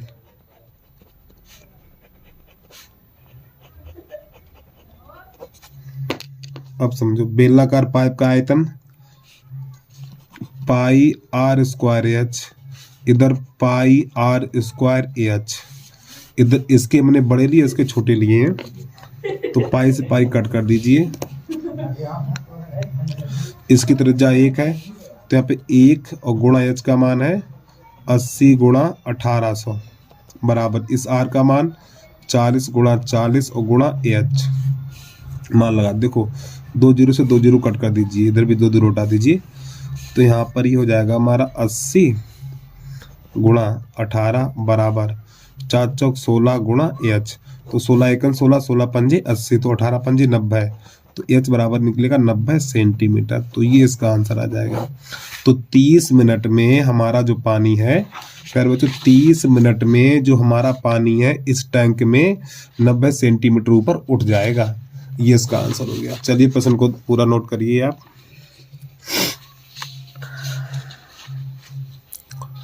अब इसके बाद इसका अथवा है वो भी आपको बता दूंगा मैं। तो 5वें का अथवा है हमारा, एक अर्धगोले पर खड़े शंकु के आकार का एक ठोस जिसकी दोनों त्रिज्याएं 1 सेंटीमीटर के बराबर है, यानी कि अर्धगोले और शंकु की त्रिज्याएं 1 सेंटीमीटर है, शंकु की ऊंचाई उसकी त्रिज्या के बराबर है, तो ठोस का आयतन और पृष्ठीय क्षेत्रफल ज्ञात कीजिए। तो प्यारे बच्चों इसका चित्र हम यहाँ पे बना ले रहे हैं, ठीक है। तो ये तो हमारा है अर्धगोला, ठीक, ये हो गया अर्धगोला और इसके ऊपर एक शंकु लगा हुआ इस प्रकार ये, तो इसकी जो ऊंचाई है, जो इसकी ऊंचाई है 1 है और जो इसकी त्रिज्या 1 है, यानी ऊंचाई त्रिज्या के बराबर है और ये हमारी एल है। चलिए तो सबसे पहले इसकी निकालेंगे एल। तो एक काम करो यहाँ पे, चलो लिख लो, पहले लिखो आप यहाँ पे क्या लिखेंगे, यहाँ पे लिखेंगे हम शंकु तथा अर्धगोले की त्रिज्या समान है या फिर बराबर है। तो प्यारे बच्चों आर बराबर हो जाएगा 1 सेंटीमीटर। अब इसकी जो ऊंचाई है, जो इसकी ऊंचाई यानी जो शंकु की ऊंचाई वो त्रिज्या के बराबर है, तो एच बराबर 1 सेंटीमीटर हो जाएगा ये भी। अब यहाँ पे निकालेंगे हम एल का मान। अब आपको एल बराबर सूत्र लगाना पड़ेगा, एल बराबर होता है हमारा, एल बराबर हो जाएगा एच का वर्ग प्लस आर का वर्ग, तो एल बराबर हो जाएगा 1 तो √2 हो जाएगा और एल बराबर √2 का मान होता है 1.41, ये √2 का मान होता है सेंटीमीटर। तो इसमें प्रश्न नंबर पहला है हमारा, इसका क्या करना है, इसमें इसका आयतन निकालना। तो यहाँ पे लिखेंगे ठोस का आयतन, ठोस का आयतन। तो प्यारे बच्चों इस ठोस में क्या क्या शामिल है, इस ठोस में एक अर्धगोला एक शंकु है, तो अर्धगोले का आयतन 2/3 पाई आर क्यू और शंकु का आयतन 1/3 पाई आर स्क्वायर एच। ठीक, चलिए समझिए इसकी बात को भैया। तो देखो 2/3, एक काम करो ना यार, यहाँ पे 1/3 पाई कामन ले लो। जब 1/3 पाई कामन लेंगे तो यहाँ बचेगा 2r पे घात 3 प्लस यहाँ पर बचेगा रुक जाइए। त्रिज्याएं दोनों की बराबर है ना, तो यहाँ पे कॉमन ले लो 1/3 पाई आर स्क्वायर कॉमन ले लो, तो यहाँ पे बचेगा 2r और यहाँ बचेगा हमारा एच खाली बचेगा इतना। अब इसको हल कर दीजिए और पाई का मान लगा देना हमें 22/7 से काम नहीं चलेगा, 3.14 लगाओ तो देखो 1/3 गुणा 3.14 और आर का मान 1 है तो 1 ही ऐसे लिख दीजिए। तो यहाँ पे आर की जगह पे 1 लगाएंगे तो 2 ही रहेगा और प्लस 1 हो जाएगा। अब प्यारे बच्चों ये हो जाएगा हमारा 1/3 गुणा 3.14 और अंदर 2 1 3 बन जाएगा यहाँ पर, तो ये 3 से 3 चला जाएगा तो हमारा बचेगा 3.14। ये हमारा आंसर आ गया। वर्ग आयतन निकाला है तो जाएगा घन सेंटीमीटर इतना। पहले एक नोट करिए। अब इसका हमें क्या निकालना है, वक्र पृष्ठ निकालना है। देखो यहाँ पे प्यारे बच्चों आर का मान 1 लगाएंगे तो यही तो रहेगा, 1 से कोई मतलब नहीं, यहाँ पे 1, यहाँ पर भी 1 लगाएंगे तो 2 ही रहेगा हमारा। अब इसके बाद इसका अगला है दूसरा पार्ट, वो कैसे करेंगे देखना। तो इसकी स्टार्टिंग ये नहीं करना, यहाँ से करना आपको, ठीक है। तो इसका चित्र ये रहा ऊपर बना हुआ है, इससे ऊपर वाला नहीं, खाली चित्र बनाना आपको, खाली चित्र बनाना इससे ये करना है, ये तो गलती कर बैठो आप। अब नंबर 2 डाल के लिख लो शंकु ठोस का वक्र पृष्ठ। अभी जो हमारा ये ठोस बना हुआ है, देखो ये अर्धगोला है और ये शंकु है, तो यहाँ पे लिखेंगे अर्धगोले का वक्र पृष्ठ। तो अर्धगोले का वक्र पृष्ठ होता है 2 पाई आर स्क्वायर, ठीक है। और इसके बाद शंकु का वक्र पृष्ठ पाई आर एल, तो यहाँ से कॉमन ले लो, पाई आर कॉमन ले लो, तो जब पाई आर कॉमन लेंगे तो यहाँ पे 2r + l बचेगा। मान लगा दीजिए यहाँ पर, पाई का मान 3.14 और आर का मान 1, आर का मान हटाओ यार इसको, 3.14, आर का मान 1, फिर यहाँ पर 2 और गुणा 1 और एल का मान कितना निकला था, एल का मान निकला 1.41। अभी हमने निकाला था, पीछे देख लो जाके, वीडियो को बैक करके देख लीजिए आप। √2 का मान होता है 1.41 और जब इसको हल करेंगे तो 3.14 और जब इसे 2 और प्लस 1.4। तो प्यारे बच्चों देखो यहाँ पे एल का मान पीछे निकाल के आए भैया, देख लेना जाके वहां से आप। अब हो जाएगा हमारा 3.14। अब इनको जोड़ेंगे तो हमारा निकल के आएगा 3.14 इतना। अब इसका इसमें गुणा करा के दिखा दें हम आपको, देखो 3.14 और 3.4, गलती कर दी मैंने यार यहाँ पे। जब इसको जोड़ेंगे तो 4.1 आएगा ना, 3.41 कितना आएगा, ठीक। तो यहाँ पे गुणा करिए, 1 का 4 में करेंगे 4 आएगा, 1 और ये 3 गुणा 4 चौक 16 के 6 हासिल 1, 4 1 4, 4 और 1 5 हो जाएगा, हासिल तो लगी नहीं है, 3 चौक 12 हो जाएगा। अब गुणा यहाँ लगाएंगे, 3 चौक 12 की, अरे बोलो ना यार, 3 चौक 12 की 2 हासिल 1, 3 1 3 और 1 4, हासिल नहीं लगी, 3 3 9। अब इसको जोड़ दीजिए तो 4 7, ये 10 हो जाएगा, 4 2 6 और 1 7 हो जाएगा, 10 हो जाएगा। और दशमलव से पीछे देखो 2 अंक ये 4 अंक हो जाएंगे, तो 1 2 3 4 यहाँ पे आ जाएगा दशमलव हमारा ये। तो प्यारे बच्चों जब इसका गुणा करेंगे तो 10.704 इतना हो जाएगा। अब देखो दशमलव से पीछे 2 ही अंक लिए जाते हैं, दशमलव से पीछे 2 अंक लिए जाते हैं, ठीक है। तो ये वाला 7 हटाएंगे तो यहाँ पे 71 हो जाएगा, तो 10.71 सेंटीमीटर स्क्वायर, ठीक, वर्ग सेंटीमीटर। तो प्यारे बच्चों ये इसका आंसर हो गया। और इसका आंसर जो गलत दे रखा है यहाँ पे, गलत तो नहीं, फिलहाल दशमलव लगाना भूल गए हैं ये, तो यहाँ पे आंसर के बीच में यहाँ पे दशमलव लगा लीजिए आप इतना, तब आंसर हमारा सही हो जाएगा। चलिए जल्दी से नोट करिए। और बस प्यारे बच्चों आज के लिए इतना ही। जय हिंद, जय भारत।